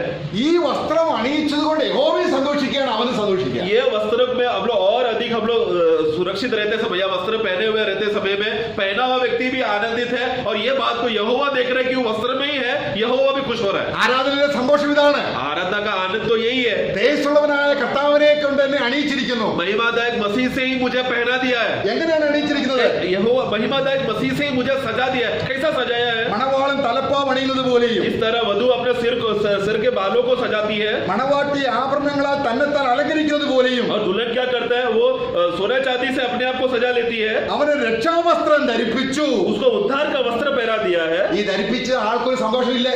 उद्धार का वस्त्र जब पहन लिया गया है तो वो जो पहना हुआ व्यक्ति को आनंद है क्या? है? Praise the Lord. Amen. ഇല്ലേ? है ना? നമ്മുടെ ജോർഡനെ അവനെ രാവിലെ കുടിച്ചു കഴിഞ്ഞിട്ട് അവനെ വസ്ത്രം ഉടുപ്പിക്കുമ്പോൾ ആ വീട്ടിൽ കണ്ടെന്ന് അവന്റെ വല്യമ്മ അല്ലെങ്കിൽ അമ്മ എന്ത് ചെയ്യുന്നു? ഭയങ്കര സന്തോഷമാണ് അല്ലേ? सवेरे सवेरे जॉर्डन को ना दिलाने के बाद उसको एकदम साफ करके नंगा अवस्थे में उसको बिस्तर पर रखकर एकदम सजा धुजा कर उसको वस्त्र पहनने के बाद उसको देखने वाला दादी और माँ बहुत खुश हो जाता है. പക്ഷെ അവന്റെ മാതാപിതാക്കൾ സന്തോഷിക്കുന്നത് പോലെ ഇപ്പോൾ അവന് സന്തോഷിക്കാൻ അത്രത്തോളം പ്രായമായില്ല. लेकिन उसका माता पिता जॉर्डन को देखकर जो उसने वस्त्र पहने एकदम तंदुरुस्त है, ये बात खुशी जब माता पिता को है, वो आनंद जॉर्डन में अभी तक आया नहीं क्योंकि बच्चा है अभी भी. അപ്പൊ നമ്മളെ ക്രിസ്തുവിനെ കൊണ്ട് ധരിപ്പിച്ചത് ഏറ്റവും വലിയ സന്തോഷിക്കുന്ന ആരാണ്? तो हमें मसीह से पहना दिया है, सजा दिया है करके ये बात का सबसे बड़ा आनंद किसको है? स्वर्गीय पिता को. സ്വർഗത്തിൽ സന്തോഷമുണ്ട്. स्वर्ग में आनंद है മുടിയനായ പുത്രൻ വന്നപ്പോൾ അവനെ അണിയിച്ചു. क्योंकि वो उड़ाव पुत्र जब वापस आया तो पिता ने क्या किया? सबसे पहले उसको सजाया. Praise the Lord. അവനെ അണിയിച്ച് കൂട്ടായ്മയിലേക്ക് കൊണ്ടുവരികയാണ്. उसको सजाकर अच्छा वस्त्र पहनकर उसको वापस संगति में लेकर आया. എന്നിട്ട് മുടിയനായ പുത്രൻ തിരിച്ചു വന്നു എന്നല്ല, उसका फिर ऐसा नहीं बोला देखो मेरा उड़ाव पुत्र पूरा धन को बर्बाद करके वापस आया, ऐसा करके नहीं बोला. എന്റെ മകൻ, मेरा बेटा, എന്റെ മകൻ തിരിച്ചു വന്നു. मेरा बेटा वापस आया है. നമ്മൾ എത്രയോ പ്രാവശ്യം സ്വർഗത്തെ സന്തോഷിപ്പിക്കേണ്ടവരാണ്. प्रिय, हम लोग कितने बार स्वर्ग को अति आनंद और उत्साह करने वाले लोग हैं. ആ ക്രിസ്തുവിനെ ധരിച്ച് വിശ്വാസത്താൽ ഹാബേലിനെ പോലെ ക്രിസ്തുവിനെ ധരിച്ച് ദൈവത്തെ ആരാധിക്കുമ്പോൾ സ്വർഗം സന്തോഷിക്കുകയാണ്. Amen. हम लोग जब भी मसीह को पहनकर आराधना करते समय में जैसा आबेल ने मसीह को पहनकर आराधना किया, वैसा निरंतर हम लोग आराधना करते रहते समय में स्वर्ग आनंद होते जा रहा है. ആരാധനയുടെ ആദ്യ ഭാഗം ദൈവത്തിനാണ്. ആരാധന നമുക്കുള്ള സന്തോഷമല്ല. देखो आराधना का सबसे पहला बात किसको मिलना चाहिए? प्रभु को मिलना चाहिए. आराधना में हमारा कोई उसका हमारा कोई लेना देना नहीं है. ആരാധന ആർക്കുള്ളതാണ്? आराधना किसका है? ദൈവത്തിനുള്ളതാണ്. यहोवा का है. ആരാധന സന്തോഷം ആർക്കാണ്? आराधना का आनंद किसको है? ദൈവത്തിനാണ്. परमेश्वर को है. Praise the Lord. Amen. അപ്പോൾ ക്രിസ്തുവിനെ ധരിക്കാതിരുന്നാൽ സ്വർഗം എത്ര ഉച്ചത്തിൽ പാടിയാലും സ്വർഗം സന്തോഷിക്കും. मसीह को पहने बगैर कितना भी जोर जोर से गाना गाएगा तो भी स्वर्ग आनंदित नहीं होगा. അന്തഃപുരത്തിലെ രാജകുമാരി, हे महल में रहने वाली राजकुमारी, ദൈവം മാത്രം കണ്ട് സന്തോഷിക്കുന്ന ഒരു ജനപടുണ്ട്. यानी कि सिर्फ प्रभु को देखकर ही आनंद उठाने वाला एक झुंड यहाँ पर भूमि पे है. അവരെ കുറിച്ച് ഒട്ടും സന്തോഷമില്ലാത്ത സാത്താൻ. और ऐसे लोगों के ऊपर जो बिल्कुल खुशी नहीं उठाता वो है शैतान. ഇവരൊന്ന് ദുഃഖിച്ച് കാണാൻ ആഗ്രഹിക്കുക. तो शैतान चाहता है कि ये जो लोग थोड़ा दुखी हो जाए, थोड़ा निराश हो जाए, ये एक बात शैतान तड़प रहा है देखने के लिए. ഇവരിങ്ങനെ സന്തോഷിക്കുന്ന കാണുന്നതോറും പുള്ളിക്ക് സമാധാനമില്ല. शैतान देख रहा है कि ये लोग इतना आनंद हो रहा है, ऐसा क्या है बोलकर वो अशांति और निराश होते जा रहा है.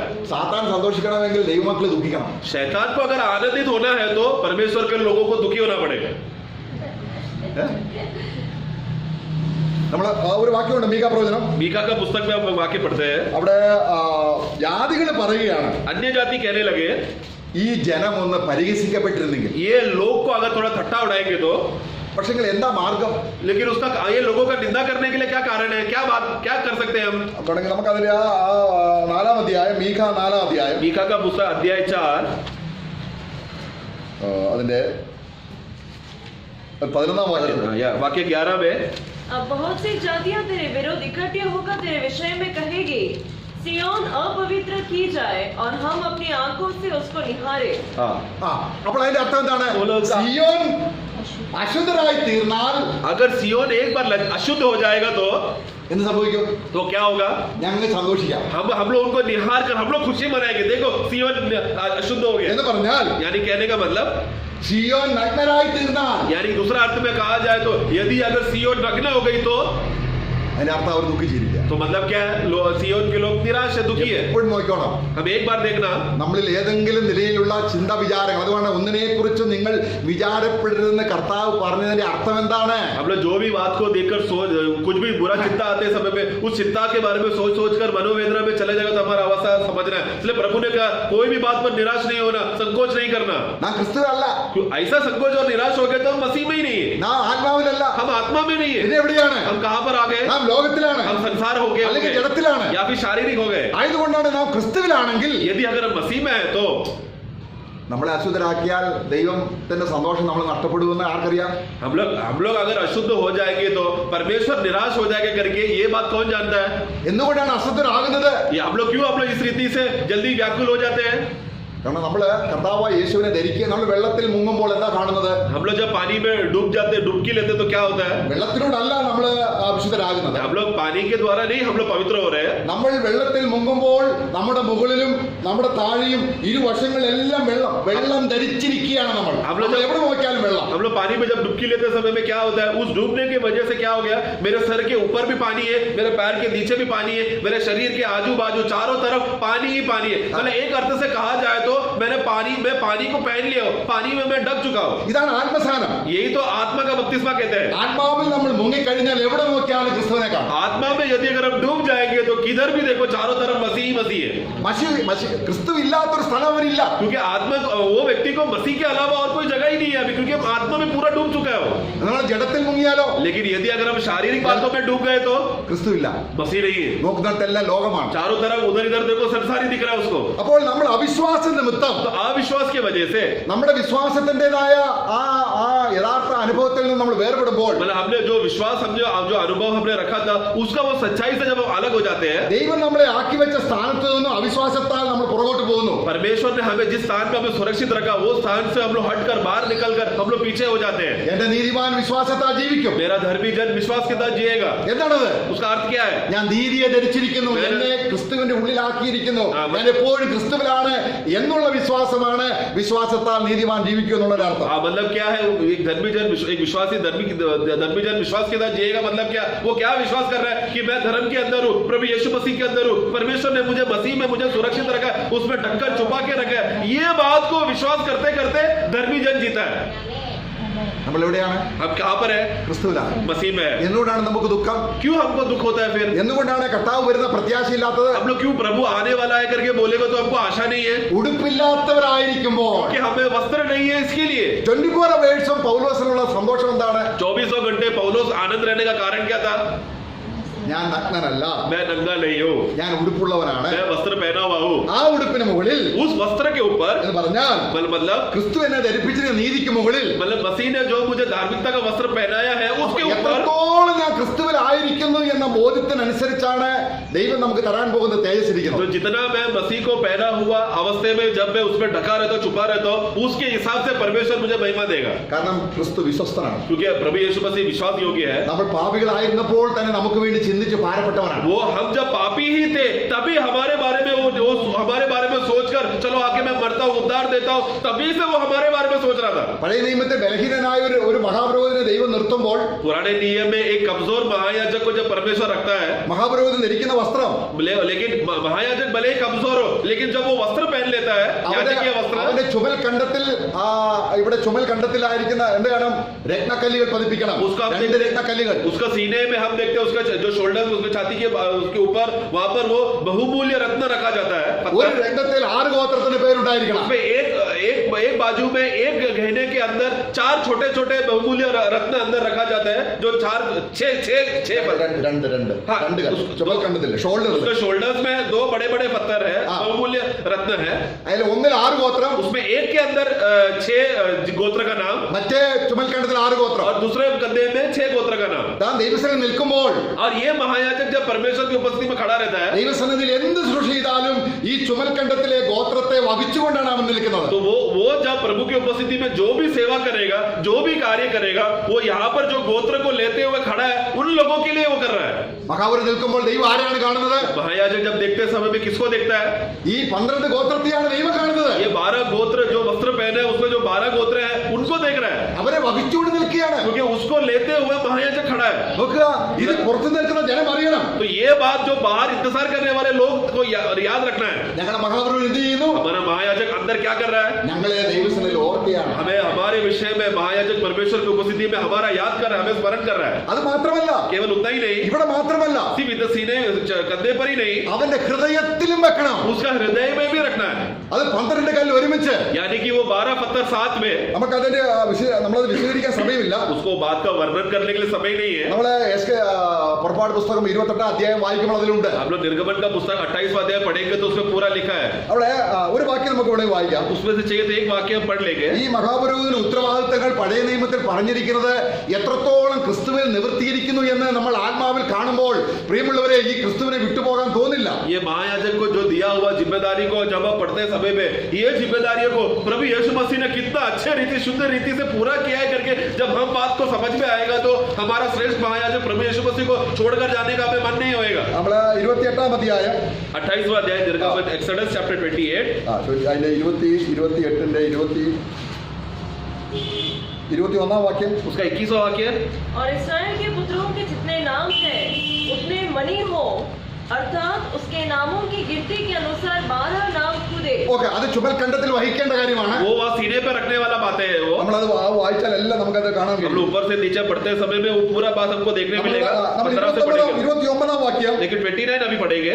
അങ്ങനെ അഹരോൻ इस तरह हरोन എങ്ങനെ पढ़े 29 पढ़े. जब जब हारून पवित्र स्थान में प्रवेश करे हाँ. तब तब वह न्याय के चपरास पर अपने हृदय के ऊपर हाँ. इस्राएलियों के नामों को लगाए रहे, हाँ. जिससे यहोवा के सामने उनका स्मरण नित्य रहे. स्मरण रहे, उसके हृदय में ये बात स्मरण नित्य रहे. അഹരോൻ ഇസ്രായേൽ ഗോത്രത്തെ എവിടെ വഹിക്കണം? हरोन को इस्राएल गोत्र को कहाँ पर लेके चलना है? हृदय के हृदय. എന്ന് പറഞ്ഞ ഇവിടെ പുറത്താ. यानी कि मतलब वो बाहर जो उसका जो कवच पहना उधर, കാരണം ഇത്രയും ജനത്തെ പേര് ഓർക്കാൻ അഹരോന് കഴിയത്തില്ല. क्योंकि इतने लोगों का नाम उसको याद रखने उसको तो होता नहीं है. അവ ഹൃദയത്തിൽ അകത്തെന്നുള്ള അർത്ഥത്തില്ല, കാരണം താൻ ബലഹീനനാണ്. वो हृदय के अंदर रखा है बोलने का मतलब वो उतना पूर्णता वहां पर नहीं आता है, क्योंकि मनुष्य कमजोर है. കാരണം താൻ തന്നെ വിശുദ്ധനല്ലല്ലോ. क्योंकि अहरोन खुद पवित्र जन नहीं है, ഇത് വരാൻ പോകുന്ന മസിയയെ കാണിക്കുമ്പോൾ बल्कि ये आने वाला मसीहा है उसको दिखाते समय में ക്രിസ്തു അവന്റെ ഹൃദയത്തിലാണ് നമ്മളെ വഹിക്കുന്നത്. मसीह क्या कर रहा है? वो अपने हृदय में उन्हें हमें संभाल कर रखा है. നമുക്ക് ദൈവം നമ്മളെ കുറിച്ച് കരുതുന്ന സുരക്ഷിതത്തെ കുറിച്ച് നമ്മൾ ഓർത്തില്ലെങ്കിലും നമ്മളെ ഓർക്കാൻ ഒരാളെ ദൈവം വെച്ചിരിക്കുക. तो जरा सोचो ना, प्रभु हमारे विषय में हमारा संभालना, हमारा देखभाल करने का विषय जरा सोचो ना. हम भले प्रभु को याद करें या ना करें, प्रभु हमेशा हमें याद रखता है. നാം ഉടുപ്പില്ലാത്തവരാണെങ്കിൽ ഇതൊന്നും മനസ്സിലാകത്തില്ല. यदि अगर हमने कपड़े पहना नहीं है तो ये खुद बात समझ में नहीं आएगा. അപ്പൊ താൻ മുഖാന്തരമായി ദൈവത്തോട് അടുക്കുന്നവരെ പൂർണ്ണമായി രക്ഷിപ്പാൻ പ്രാപ്തനായിട്ട് നമുക്ക് വേണ്ടി പ്രാർത്ഥിക്കാൻ, നമ്മളെ ദൈവത്തിൽ ഓർക്കുവാൻ പേരായി. तो इब्रानियों के पुस्तक में हम पढ़ते हैं उनके कारण जो उनके उपस्थिति में आने वाला प्रभु यीशु मसीह जो महायाजक है, उनकी उपस्थिति में आने वाले लोगों को, सभी लोगों को शुद्ध पवित्र खड़ा रखने के लिए सदा वो सबको नाम पे नाम याद रखने वाला योग्य व्यक्ति सिर्फ प्रभु यीशु मसीह है. അപ്പൊ ദൈവം നമ്മളെ ആക്കിയിരിക്കുന്ന അന്തഃപുരത്തിലാണ്. तो इसके लिए अभी एक बात याद रखना, प्रभु ने हमें कहां पर रखा? वो महल के अंदर सुरक्षित कमरे में रखा है. എന്ന് പറഞ്ഞാൽ ക്രിസ്തുവിലാണ്. यानी कि हम मसीह में हैं. ഇവിടെ നമ്മൾ ആരായിക്കൊണ്ടിരിക്കുകയാണ്? अभी हम यहाँ पर क्या होते जा रहे हैं? തന്റെ പുത്രന്റെ രൂപത്തോട് हम അനുരൂപരായിക്കൊണ്ടിരിക്കുകയാണ്. लोग उस मसीह के रूप में हम लोग सदृश होते जा रहे हैं. ഇങ്ങനെ നമുക്ക് വേണ്ടി പ്രായശ്ചിത്തമാക്കുന്നതിനെയാണ് ദൈവസ്നേഹം എന്ന് പറയുന്നത്. तो ये बात के लिए जो प्रायश्चित प्रभु ने हमारे लिए किया, यानी कि हमें ढक दिया, इसी को परमेश्वर का प्रेम कहते हैं. ദൈവസ്നേഹം എന്ന് പറഞ്ഞാൽ എന്താണ്? परमेश्वर का प्रेम मतलब क्या है? തന്റെ പുത്രനെയും കൊണ്ട് നമ്മളെ മറച്ച് उन्होंने हमें अपने पुत्रों को देकर हमें ढक दिया. അവിടെ നമ്മള് യോഹന്നാന്റെ ലേഖനം 4-ാം അധ്യായത്തിന്റെ 10-ാം വാക്യം. पहला यूहन्ना 4:10 में हम पढ़ते हैं. पहला यूहन्ना 4:10. ആ അധ്യായം മുഴുവനും ദൈവസ്നേഹത്തെ കുറിച്ച് പറയുകയാണ്. वो अध्याय पूरा जब पढ़ेंगे तो उसमें परमेश्वर का प्रेम के बारे में हम देखते हैं. प्रेम इसमें नहीं कि हमने परमेश्वर से प्रेम किया, पर इसमें है कि उसने हमसे प्रेम किया और हमारे पापों के प्रायश्चित के लिए अपने पुत्र को भेजा. प्रायश्चित के അവിടെ പ്രായശ്ചിത്തം കണ്ടോ? वहां पर प्रायश्चित शब्द देखा आप लोगों ने? എന്താ ഏത്ത ഇടിക്കാനാണോ? ഏത്ത ഇടിക്കാന്നുള്ള मतलब क्या उठक? प्रायश्चित मतलब क्या? उठक बैठक करोगे वो काम है क्या? നമ്മൾ ഇന്ത്യക്കാരായതുകൊണ്ട് ജാതീയ പശ്ചാത്തലം ഉള്ളതുകൊണ്ട് പ്രായശ്ചിത്തം എന്ന പദം അറിയത്തില്ല. എന്നാൽ ഒരു ഹീബ്രു മനുഷ്യനറിയാം പ്രായശ്ചിത്തം എന്ന് പറഞ്ഞാൽ കവറിങ്. देखो हम लोग भारतीय लोग होने की वजह से, हम लोग अन्य जाति होने की वजह से, हम लोग अन्य देवों का सेवा करने की वजह से प्रायश्चित करना मतलब ये करना पड़ेगा, नारियल फोड़ो, अगरबत्ती करो, इस तरह का बाहर की बातों का समझ रखने की वजह से सच्चाई क्या नहीं मालूम. लेकिन एक यहूदी जन जो इब्रानी भाषा जानते हैं उसको अच्छी तरह से मालूम है प्रायश्चित होना मतलब ढक लिए जाना. എവിടെയാക്കി നമ്മള്? मतलब हमें कहां पर रखा है? ക്രിസ്തുവിനാക്കി, मसीह में हमें रखा है. ഇതാണ് ഏറ്റവും വലിയ സുരക്ഷിതം. ये सबसे बड़ा सुरक्षित स्थान. ക്രിസ്തുവിലാണെങ്കിൽ എവിടെയാണ്? हम लोग अगर मसीह में है तब कहां पर है? ഞാൻ ഭർത്താവ് തന്നെ പറയാം, ഞാൻ എന്നിലല്ല, ഞാൻ എന്റെ പിതാവിലാണ്. प्रभु ने स्वयं क्या बोला, मैं किसमें हूँ, मैं पिता के अंदर हूँ. നിങ്ങൾ അന്ന് അറിയും. तुम लोग उस दिन जानोगे. അതായത് നമ്മളെ അവിടെ യോഹന്നാന്റെ സുവിശേഷം അതിന്റെ 14-ാം അധ്യായം यूहन्ना का सुसमाचार 14 अध्याय जब पढ़ते हैं, നമ്മൾ വായിക്കുന്നുണ്ട്. थोड़ा हम पढ़ते हैं 20वां वाक्य, 20-ാം വാക്യം. उसका वाक्य 20 में हम पढ़ते हैं, ഞാൻ എന്റെ പിതാവിലും मैं मेरे पिता में നിങ്ങൾ എന്നിലുമെന്ന് और तुम लोग मुझ में है करके അന്നറിയും. उस दिन तुम जानोगे. അത് വായിക്കും. पढ़ेंगे 20. उस दिन तुम जानोगे कि मैं अपने पिता में हूँ और तुम मुझ में और मैं तुम में. Praise the lord. എന്നറിയും? किस दिन जानोगे? അന്നറിയുന്നില്ലേ? That day. उस दिन जानोगे. वो कौन सा दिन है? എന്നറിയും? कब जानोगे? കർത്താവ് വരുമ്പോഴോ? जब प्रभु दोबारा आएगा, वापस आएगा तभी. ഞാൻ ക്രിസ്തുവിലാണെന്ന് അന്നാണ് അറിയുന്നതെങ്കിൽ നമ്മളെ यदि मैं मसीह में हूँ करके अगर मुझे उस दिन मालूम पड़ गया बोला तो देर हो ഇവിടെ जाएगा. പരിശുദ്ധാത്മാവിന്റെ കാര്യം പറയാണ്. ഞാൻ- പരിശുദ്ധാത്മാവ് നിങ്ങളിൽ വരുമ്പോൾ, यहाँ पर पवित्र आत्मा के बारे में बता रहा है. जब पवित्र ആത്മാവ് आत्मा जब നിങ്ങളിൽ വരുമ്പോൾ പവിത്ര നിങ്ങൾ ഒരു കാര്യം അറിയും, നിങ്ങളുടെ ക്രിസ്തു പിതാവിലും നിങ്ങൾ ക്രിസ്തുവിലുമാണ്. जिस दिन पवित्र आत्मा तुम्हारे अंदर आएगा उस दिन तुम जानोगे कि यीशु मसीह पिता में है और तुम यीशु मसीह में हो. കൊലോസിലേറാണ് വായിക്കുന്നത്. कोलोसे में हम यही पढ़ते हैं ना, നിങ്ങളുടെ ജീവൻ മറച്ചിരിക്കുന്നു. तुम्हारा जीवन जो है, जो तुम लोग ढके हुए हो मसीह में. എവിടെ? कहाँ पर? ക്രിസ്തുവിൽ ദൈവത്തിൽ അഗാധമാണ്. ആരും കാണുന്നില്ല. हम लोग मसीह में और मसीह प्रभु यीशु मसीह पिता के अंदर एकदम गुप्त स्थान में है, गहराइयों में है वो. അത്രയും സുരക്ഷിതരായിരിക്കുന്നവരാണ് ഈ ചെറിയൊരു കോവിഡ് വന്നപ്പോഴേക്കും പേടിച്ച് വെച്ചിരിക്കുന്നത്. इतना सुरक्षित लोग जो हमें प्रभु ने संभाल के रखा हुआ, लोगों को एक कोविड आ गया बोलकर कितना जल्दी डर गए ना हम लोग. നമ്മൾ ഈ സുരക്ഷിതത്വമൊക്കെ നമ്മുടെ ഗവൺമെന്റിന്റെ പ്രോട്ടോകോൾ അനുസരിച്ച് ചെയ്യുന്നതാണ്. അത് ഭയം കൊണ്ടല്ല. हम लोग अभी हम लोग जो सुरक्षा का स्थान लेना, सैनिटाइजर लगाना, मास्क लगाना, ये सब हम लोग डर के कर रहे हैं क्या? इसके लिए सरकार ने आगे दिया, इसके लिए कर रहे हैं. അപ്പൊ ദൈവം നമ്മളെ ഗുപ്തമാക്കി വെച്ചിരിക്കുകയാണ്. इसलिए परमेश्वर ने हमें मसीह में हमें गुप्त रखा है. അവിടെ സങ്കീർത്തനം 89-ാം സങ്കീർത്തനമാണ് തോന്നുന്നു, എക്സാക്റ്റ് ഞാൻ അറിയത്തില്ല. നിന്റെ ഗുപ്തന്മാർക്ക് നീ സംഗ്രഹിച്ചു വെച്ചിരിക്കുന്ന ആ നിക്ഷേപം ഒന്ന് കാണിക്കണമേ. हाँ, वहाँ पर 89 बजट संहिता में शायद इसमें पढ़ते हैं कि तू अपने गुप्त लोगों को जो तू गुप्त स्थान में जो तू रखा हुआ अवस्था को तू हमें बताना. ആ, നമ്മുടെ ആത്മീയ ജീവിതത്തിന്റെ ഏറ്റവും വലിയ അനുഗ്രഹിക്കപ്പെട്ട ഒരു മർമ്മമാണ് ഞാൻ ക്രിസ്തുവിൽ സുരക്ഷിതരാണ്, ദൈവം എന്നെ ക്രിസ്തുവിൽ മറച്ചു വെച്ചിരിക്കുന്നു. हमारे आत्मिक जीवन का सबसे बड़ा आनंद और खुशी की बात है कि हम लोग मसीह में, हम लोग गुप्त स्थान में छुपाए हुए हैं. ഓക്കെ, അത് ഇവിടെയും ഉണ്ട്.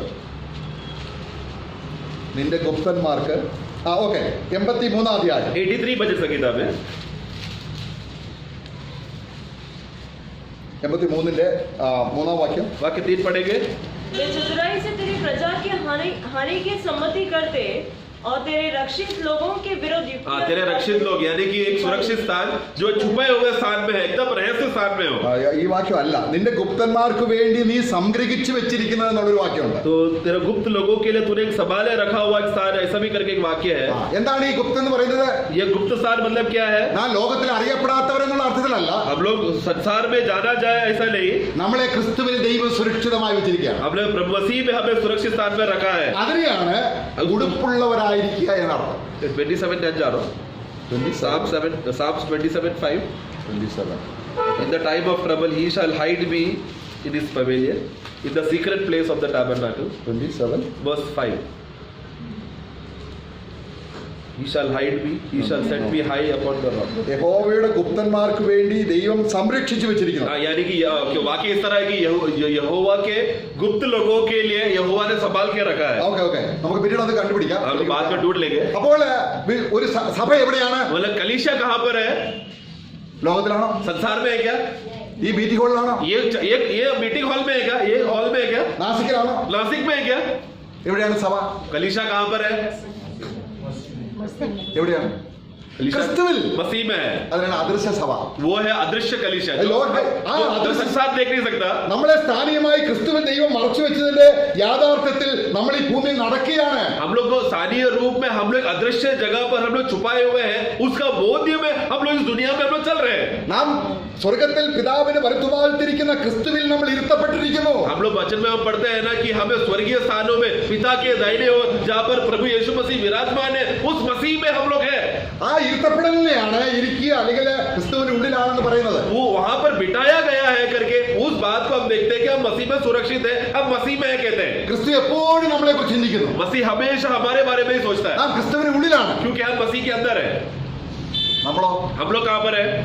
അങ്ങനെ നമ്മൾ വിശ്വസിക്കുമ്പോൾ जब हम ऐसा विश्वास करते हैं ക്രിസ്തു നമ്മുടെ ഉള്ളിലായിരുന്നു. तब मसीह हमारे अंदर रहेगा। അതാ കർത്താവ് ഞാൻ നിങ്ങളിലും मसीह प्रभु ने क्या कहा? मैं तुझ में, നിങ്ങൾ എന്നിലും तुम मुझ में, എന്നിൽ വസിപ്പീൻ मुझ में बने रहो। എന്ന് പറഞ്ഞ അർത്ഥം എന്താണ്? इसका मतलब क्या है? ദൈവം എന്നെ ആക്കി വെച്ചത് എവിടെയാണ്? परमेश्वर ने मुझे कहाँ पर रखा है? ക്രിസ്തുവിലാണ്. मसीह में रखा है। ഞാനത് വിശ്വാസത്താൽ ആത്മാവിൽ അറിയണം. वो बात को विश्वास के द्वारा मुझे आत्मा में ये बात जानना है। ആത്മാവിൽ അറിഞ്ഞാൽ നമുക്കൊരു ഭീതി ഉണ്ടാകത്തില്ല. കാരണം ഞാൻ ആക്കപ്പെട്ടിരിക്കുന്ന ക്രിസ്തു പിതാവിൽ മറയപ്പെട്ടിരിക്കുന്നു. अगर आत्मा में ये बात मुझे जब मालूम पड़ेगा तो फिर मैं कभी भी मुझे डर नहीं रहेगा, क्योंकि मैं मसीह में सुरक्षित होकर के आत्मा निरंतर बोध देते रहेगा। നമ്മളെ കുറിച്ച് ആർക്കും ഒന്നും അറിയത്തില്ല. हमारे बारे में कोई कोई कोई कुछ भी हमारे बारे में जानता नहीं है। കുറച്ച് പാവപ്പെട്ട ആൾക്കാർക്ക് മാത്രമേ അറിയത്തുള്ളൂ. लोग क्या बोल रहे हैं? देखो थोड़ा गरीब लोग आए हैं, എന്നാൽ ഈ മശിഹ വെളിപ്പെടുമ്പോൾ, लेकिन जब ये मसीहा प्रकट होगा, ഇപ്പോൾ മറഞ്ഞിരിക്കുന്ന മശിഹ വെളിപ്പെടുമ്പോൾ अभी जो छुपा हुआ हमारे अंदर जो मसीह, जो गुप्त में हमारे अंदर जो मसीह है, ये मसीह सबके सामने जब प्रकट होगा, നാം അവനോട് വെളിപ്പെടും. हम भी उनके साथ प्रकट होंगे। അപ്പോഴാണ് ലോകര് നോക്കത്ത്, അയ്യോ നമ്മുടെ മുമ്പിലൊക്കെ ഇങ്ങനെ നടന്നു ഇവർ ആരാണ്? ഓ പ്രൈസ് ദി ലോർഡ്. तभी संसार के लोग बोलेंगे, अरे देखो हमारे सामने लोग कैसा एकदम इतना सिंपल जीवन जीने वाले लोग, देखो कितना महिमादायक शोभादायक हो गए। അവർ ലജ്ജിച്ചു പോകും. वो लोग उस दिन, संसार के लोग उस दिन लज्जित हो जाएंगे, അവർക്ക് ആകെ അസൂയാകും. वो लोग एकदम ईर्ष्या आएगा। അതുകൊണ്ടാണ് ഇപ്പോൾ നമ്മൾ വളരെ ശാന്തമായിട്ട് അവരോട് സ്നേഹത്തിൽ ഇടപെടണം. इसीलिए आज हमेशा हम लोग संसार के लोगों के साथ एकदम प्रेम में और शांति से उनके साथ व्यवहार करना चाहिए। ഇത് ഇപ്പോൾ നമ്മൾ പ്രതികാരം ചെയ്യരുത്.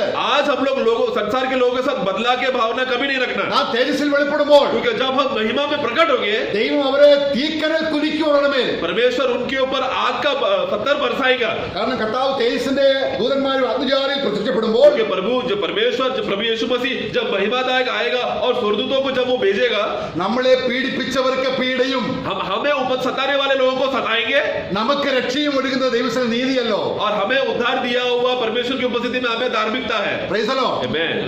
നമ്മുടെ സുരക്ഷിത സ്ഥാനം ആ ക്രിസ്തു ഇരുത്തം. എന്നാൽ നടക്കുന്നത് എവിടെയാണ്? लेकिन हमें सुरक्षित स्थान में जहाँ पर बिठाया गया है, ये बात हमें याद रखना है। उसी समय में जहाँ पर हम बिठाए गए, हम कहाँ पर चल रहे हैं?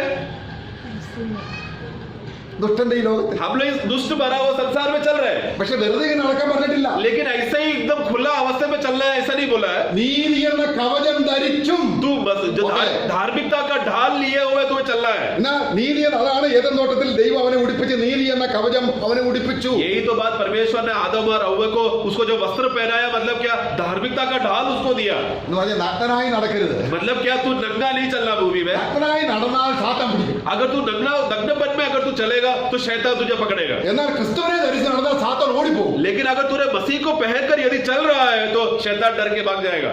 സാത്താനെ ഓടിക്കുന്നവരാണോ സാത്താനെ അടിപ്പിക്കുന്നവരാണോ നമ്മള്? हम लोग किस प्रकार के लोग हैं? शैतान को निकट लाने वाले लोग हैं, शैतान को भगाने वाले लोग हैं? സാത്താനെ പോതൊന്നും പറയണ്ട. हम लोग शैतान तू जा ऐसा बोलने का जरूरत नहीं है शैतान ഈ को। ക്രിസ്തുവിനെ നമ്മൾ ധരിച്ചിരിക്കുന്നതെന്ന് അറിഞ്ഞാൽ മതി. शैतान जब जान लेगा कि तूने मसीह को पहना है करके, वो जानकर उसको भगाने के लिए काफी है। ക്രിസ്തുവിനെ ധരിക്കുന്നതിനെ കുറിച്ചാണ് ഈ ആത്മീയ യുദ്ധത്തിന്റെ കാര്യങ്ങൾ അവിടെ എഫെസ്യ ലേഖനം 6 അധ്യായം കൊണ്ട് പറയും. നമുക്ക് പോരാട്ടമാണെന്നെല്ലാം പറയുന്നത് ക്രിസ്തുവിനെ ധരിക്കുന്ന കാര്യം, ധരിച്ചിരിക്കുന്ന സത്യം അറിയുക. हमें एफेसियों का पुस्तक 6 अध्याय में पढ़ते समय में हमें हमेशा बहुत बड़ा युद्ध है चल रहा है करके वहां पर सब पढ़ते हैं। वो किसके विषय में? मसीह को पहनने के विषय के अर्थ के विषय में उस युद्ध के बारे में पढ़ते हैं। നമ്മളെ പഴയ നിയമത്തിൽ എപ്പോഴും വായിക്കുന്ന ഒരു വാക്യമാണ്, हम लोग पुराने नियम में बार बार पढ़ने वाला एक शब्द है, നിന്റെ സാന്നിധ്യത്തിന്റെ മറവിൽ എന്നെ മറച്ചു കൊള്ളണമേ. तेरा उपस्थिति का तेरा उपस्थिति के परछाई में मुझे छुपा के रख। भजन संगीता में पढ़ते हैं। നമ്മള് മോശ ദൈവത്തോട് പ്രാർത്ഥിക്കുകയാണ്. हाँ, मूसा ने प्रार्थना किया। എന്താണ് പ്രാർത്ഥിച്ചത്? क्या प्रार्थना किया? ഞാൻ കനാൻ ദേശത്തോട് മിസ്രൈം ദേശത്തേക്ക് പോവുകയാണ്. हे प्रभु, मैं अभी मिस्र देश में जा रहा हूँ, പക്ഷേ നീ എന്റെ കൂടെ വരാതെ ഞാൻ പോയിട്ട് ഒരു പ്രയോജനമില്ല. लेकिन प्रभु यहोवा आप अगर मेरे साथ नहीं रहेंगे तो कुछ फायदा नहीं है। കർത്താവ് എന്താ പറഞ്ഞത്? प्रभु ने क्या कहा? അവൻ പറയുകയാണ്, प्रभु कहता है എന്റെ കൃപ നിന്നോടുകൂടി ഇരിക്കും. मेरा अनुग्रह तेरे साथ बना रहेगा। ഇത് തന്നെയല്ലേ കർത്താവ് ഇദ്ദേഹത്തോട് പറഞ്ഞത്? यही बात तो प्रभु पौलुस से भी कहा, ആ എന്റെ കൃപ. मेरा अनुग्रह। കൃപ എന്ന് പറഞ്ഞാൽ അർത്ഥം എന്താണ്? अनुग्रह का मतलब क्या है? ക്രിസ്തു എന്നാണ്. मसीह। ഞാൻ ക്രിസ്തുവിന്റെ ഉള്ളിലാണ്. हम मसीह के अंदर है। ക്രിസ്തു ഇല്ലെങ്കിൽ കൃപയില്ല. मसीह नहीं तो अनुग्रह नहीं. ക്രിസ്തുവിന്റെ സാന്നിധ്യമാണ് ഈ കൃപ. मसीह का उपस्थिति, परमेश्वर का उपस्थिति है अनुग्रह. കർത്താവേ നിന്റെ അത്യുന്നതന്റെ മറവിൽ വസിക്കുക എന്ന് പറഞ്ഞ അർത്ഥം എന്താണ്? अति महान परमेश्वर के परछाई में मुझे छुपा लेकर के बोलते समय में उसका मतलब क्या है? നീ അത്യുന്നതന്റെ മറവിൽ വസിച്ചാൽ നീ രാത്രി സമ്പത്തെ നീ പേടിക്കുകയില്ല, അഗ്നിസമ്പത്തെ നീ പേടിക്കുകയില്ല, രാത്രിയിലെ ഭയം നിനക്കില്ല, ഒരനർത്ഥവും നിന്റെ കൂടാരത്തിൽ അടുക്കുകയില്ല. എന്തെല്ലാം വാഗ്ദാനമാണ് നമ്മൾ 91 സങ്കീർത്തനത്തിൽ വായിക്കുന്നത്. 91 भजन संहिता में पढ़ते समय में यदि अगर हम मसीह का उस सुरक्षित स्थान में यदि अगर हम बने रहेगा तो हमें रात का डर नहीं, शत्रुओं का नहीं, कोई भी चोर आके तुम्हें सताएगा नहीं, कोई भी बात का अवस्था नहीं होगा. लेकिन क्यों? क्योंकि परमेश्वर के उपस्थित स्थान में हम लोग सुरक्षित रहेगा तो ही. ഇങ്ങനെ എന്നെ ക്രിസ്തുവിൽ ദൈവം മറച്ചു വെച്ച് എന്നെ സുരക്ഷിതമായ സ്ഥാനത്താക്കിയതിന് ഞാൻ ദൈവത്തിന് അർപ്പിക്കുന്നതാണ് ആരാധന. അതുകൊണ്ടാണ് നാം അവനെ ഇടവിടാതെ അവന്റെ നാമത്തെ ഏറ്റുപറയുന്ന അധരബലമെന്ന സ്തോത്രയാഗം ഇടവിടാതെ അർപ്പിക്കും. आराधना का मतलब क्या है? प्रभु ने, पिता परमेश्वर ने मुझे मसीह के द्वारा मुझे ढक दिया है, मसीह में मुझे छुपा दिया है. ये बात का धन्यवाद देने के लिए जो लोग आ रहे हैं वही लोग हैं आराधना करने वाले लोग. ये आराधना करने वाले लोगों का खासियत क्या है? वो लोग निरंतर अपने होठों से स्तुति रूप का बलिदान, अपने होठों से निरंतर वो लोग प्रभु को धन्यवाद दे रहे हैं. എന്നെ മറക്കണമേ എന്ന് പ്രാർത്ഥിക്കണ്ട. मुझे छुपाओ करके बोलने का, प्रार्थना करने का जरूरत ही नहीं है, കാരണം ഞാൻ ക്രിസ്തുവിലാണ്. क्योंकि मैं पहले से ही मसीह में हूँ. ഞാൻ എന്ത് ചെയ്യണം? मैं क्या करना है? അതിന് നന്ദി പറയാം. उसके लिए धन्यवाद दे रहे हैं.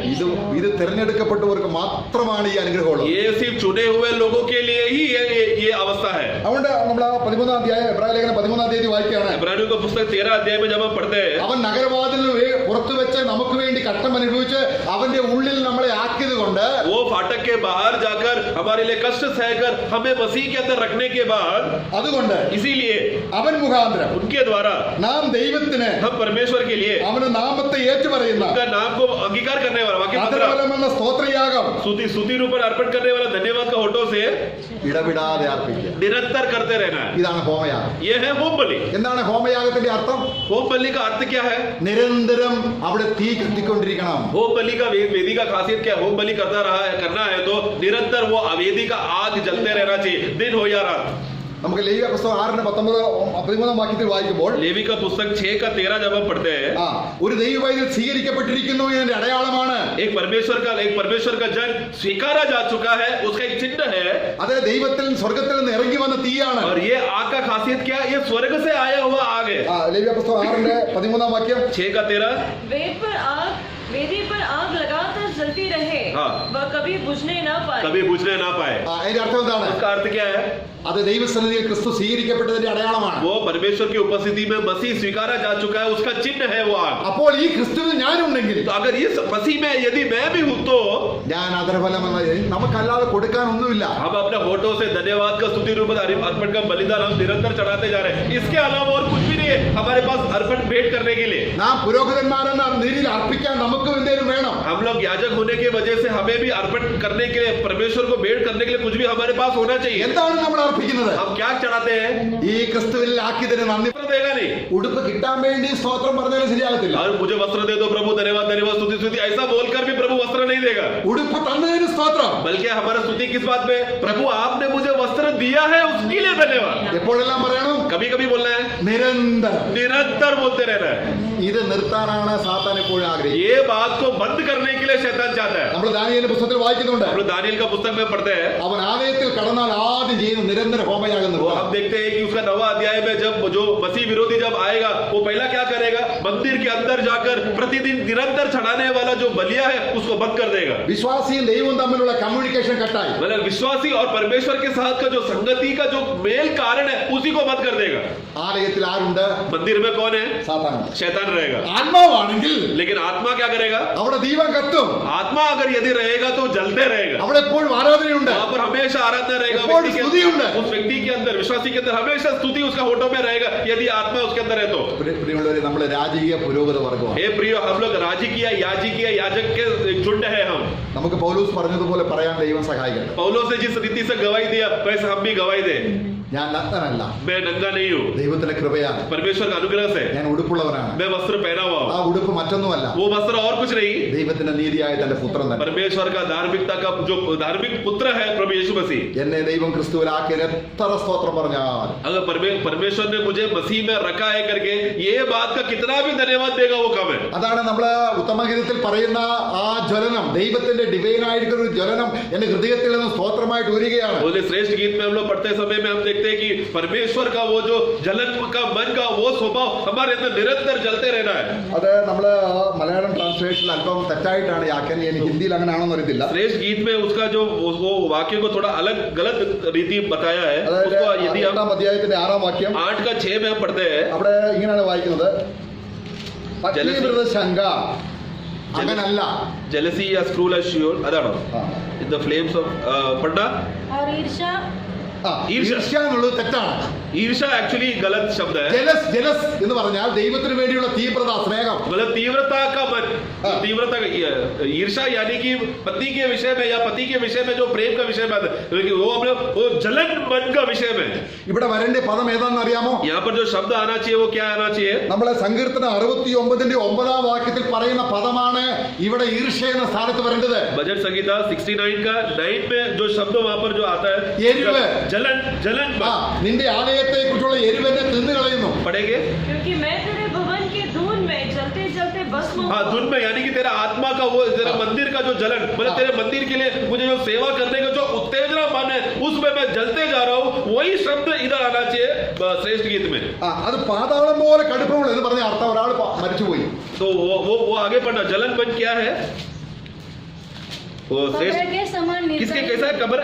कब्र के समान निर्दयी है. हाँ, कब्र के समान निर्दय है. उसका मतलब क्या है? എന്ന് പറഞ്ഞ ഒരാൾ മരിച്ചു. ये जरा सोचो, एक आदमी मर गया. ആ മരണത്തിൽ ചെന്നിട്ട് നമ്മൾ ആ ഖബർസ്ഥാനത്ത് ചെന്നിട്ട് കല്ലറയെ ഒന്ന് തുറന്നതായോ എന്റെ ആളെയും തുറന്നതായോ എത്ര പ്രാർത്ഥിച്ചാലും തുറക്കത്തില്ല. वो कब्रिस्तान पे जाकर उसको खोल के दे, उसको बाहर आने दे करके कितना भी कब्रिस्तान में जाकर बोलेगा तो कब्र उसको छोड़ेगा नहीं. ഇതുപോലെ उसी तरह ഒരുവൻ ക്രിസ്തുവിന്റെ ഉള്ളിലായാൽ एक जन यदि कोई मसीह में आ गया तो ഈ ലോകവും സാത്താനും ജഡവും പറയാണ്, എന്റെ ക്രിസ്തുവേ അവന് വിട്ടുതായോ, എന്റെ ക്രിസ്തുവേ ഒന്ന് വിട്ടുതായോ എന്ന് ക്രിസ്തു വിട്ടുകൊടുക്കത്തില്ല. तो അത്ര കഠിനാണ് ക്രിസ്തു. തന്റെ സഭയ്ക്ക് വേണ്ടി ജ്വലിക്കുന്നവരാണ്. मैं जरा सोचो, ऐसा जो व्यक्ति मसीह में है, वो मसीह में रहने वाला व्यक्ति को शैतान आएगा, संसार आएगा, स्वय आएगा, ये सब बातें मसीह को आकर बोलेगा मेरा इसको छोड़ो, वो विश्वासी को छोड़ो. प्रभु क्या बोलेगा? वो जलन है, कब्र के जैसा वो एकदम हटिल है, अपने प्रिय जनों को वो छोड़ेगा नहीं. പക്ഷെ നമ്മുടെ കർത്താവിനെ നിർദ്ദയം പരാജയപ്പെടുത്തിക്കൊണ്ട് നമ്മൾ ഞാൻ പോവാ. लेकिन हम लोग क्या कर रहे हैं? प्रभु को दुखी करा कर प्रभु को हम क्या बोल रहे हैं? अरे रुको प्रभु, हम जा रहे हैं, उनके साथ जा रहा करके हम लोग खुद निकल जा रहे हैं. ദേമാസിനെ കർത്താവ് വിട്ടുകൊടുത്തിട്ടാണ് പോയതാണോ? देवास संसार में चला गया क्या? पढ़ते हैं प्रभु ने छोड़ दिया इसलिए गया क्या? എനിക്ക് പോകണമെന്ന് പറഞ്ഞ് നിർബന്ധം പിടിച്ച പിന്നെ പോകുകയല്ല നിർബന്ധമില്ല. देवास ने जिद किया मुझे संसार में जाना है, अभी प्रभु क्या कर सकता है? പ്രിയമുള്ളവരെ, കർത്താവിന്റെ ആഗ്രഹം നമ്മൾ എപ്പോഴും അവന് വസിക്കണമെന്നാണ്. प्रभु का आग्रह यही है कि हम निरंतर मसीह में बना रहे. സഭയ്ക്ക് വേണ്ടിയുള്ള അവന് ജ്വലനമാണ്. അവൻ ഈ ഘട്ടങ്ങളെല്ലാം അനുഭവിപ്പിക്കാൻ कलीसिया के लिए वो तीव्रता, वो जलन वाला मन की वजह से था प्रभु कलीसिया के लिए अपना जान भी न्यौछावर किया. അതിന്റെ ജ്വലനം അഗ്നിജ്വലനം പോലെയും അത് ദിവ്യ ജ്വാലയും പോലെയാണ്. उसका आग कैसा है? आगे उसका उसकी ज्वाला अग्नि की दमक है. हाँ, आगे वरन परमेश्वर की ही ज्वाला है. हाँ, परमेश्वर की ही ज्वाला है, वो एकदम जलते रहने वाला ज्वाला है वो. അപ്പൊ ദൈവത്തിന് എന്നോടുള്ള സ്നേഹം അത്രമാത്രമാണ്. तो परमेश्वर को मेरे और का प्रेम इस रीति का है, जलते रहने वाला ज्वाला. ഇനിയും അവൻ എന്നെ മരണത്തിന് വിട്ടുകൊടുക്കയില്ല. अभी मुझे परमेश्वर मृत्यु के लिए मुझे नहीं छोड़ेगा, കാരണം ഞാൻ ക്രിസ്തുവിലാണ്. क्योंकि मैं मसीह में हूँ. പ്രിയമുള്ളവരെ, നമ്മൾ ഇത് അടിയുറച്ച് വിശ്വസിച്ചാൽ, तो ये बात को मजबूती से जब हम विश्वास करते हैं, ഓ ഞാൻ ധരിച്ചിരിക്കുന്നു, मैं ओ प्रियो मेरे प्रभु को मैंने ढक लिया है, मैंने पहन लिया है. കർത്താവ് നമ്മെ സഹായിക്കട്ടെ. प्रभु हमें सहायता करे. നമുക്ക് കിട്ടിയ അവസരത്തിനായി സ്തോത്രം. प्रभु ने इतना अच्छा संगति दिया, उसके लिए धन्यवाद. Praise the Lord. Praise the Lord. देखो सब मुंह बंद करके रहा है तो ये सबका चेहरा चमक रहा है. तो अभी ये लाइट ऑफ करेगा तो भी चलेगा. Praise the Lord. क्योंकि प्रभु ने हमें मतलब विवस्त्र नहीं बैठाया, हमें वस्त्र के साथ बैठा. Praise the Lord. है ना? हमें अनुग्रह से प्रभु यीशु मसीह को पहनने का प्रभु ने सुंदर मौका मिला. जिसको मौका नहीं मिला ऐसे भी लोग हैं. आपको भी मौका है. देखो, लॉकडाउन खत्म होने के इंतजार में मत रहो. है यीशु मसीह को धारण करके जरूर प्रभु का दृष्टि में आप देखिए. और हम मसीह को नहीं पहना है तो फिर हम किसी भी कारण प्रभु के निकट आने के लिए योग्य नहीं। Praise the Lord. प्रभु उसका किसी प्रकार का भेद ग्रहण नहीं करेगा। इसलिए प्रियो, हमें प्रभु यीशु मसीह को उस बना हुआ अनुभव में रहना। जितने भी लोगों ने प्रभु को अपना दिल दिया और मसीह के साथ होने के लिए बपतिस्मा लिया, गलातियों 3:27 में बोलता है उन्होंने मसीह को पहन लिया। Praise the Lord. इतना प्रभु ने हर एक लोगों का, देखो अभी वो लॉकडाउन का इफेक्ट खत्म हो गया ना, खत्म हो गया। Praise the Lord. अभी भी किसी प्रकार का ऐसे कोई डर की बात है क्या? नहीं है। तो प्रभु का कृपा है, प्रभु ने हमें सहायता किया। आइए अपने आगे बंद करें एक क्षण, सुना हुआ वचन के सामने अपने आप को पार के प्रियो, हमें प्रभु कितना प्यार करता है प्रियो। प्रभु का वो प्यार का जलन अपन कौन वर्णन कर सकता है ना। अपन कितना प्रभु से प्यार करते हो नहीं, प्रभु हमें नहीं छोड़ेगा। प्रभु हमें कभी नहीं छोड़ेगा। कई बार हम प्रभु को छोड़ देता है, लेकिन प्रभु बोलता है मैं तुझे कभी नहीं छोड़ेगा, कभी नहीं त्यागेगा। प्रियो, हमारे प्रभु हमें कितना प्यार करता है। उस प्रभु का हाथ में अपने जीवन को और एक बार सच्चे रीति में समर्पण करें। आने वाले दिनों में और भी हम प्रभु के लायक जीवन बिताने के लिए, तो हमें उसकी महिमा के लिए इस्तेमाल करने के लिए सही समर्पण के साथ हम सब लोग प्रार्थना में रहेंगे। एक जन में प्रार्थना में अगुवाई करेंगे।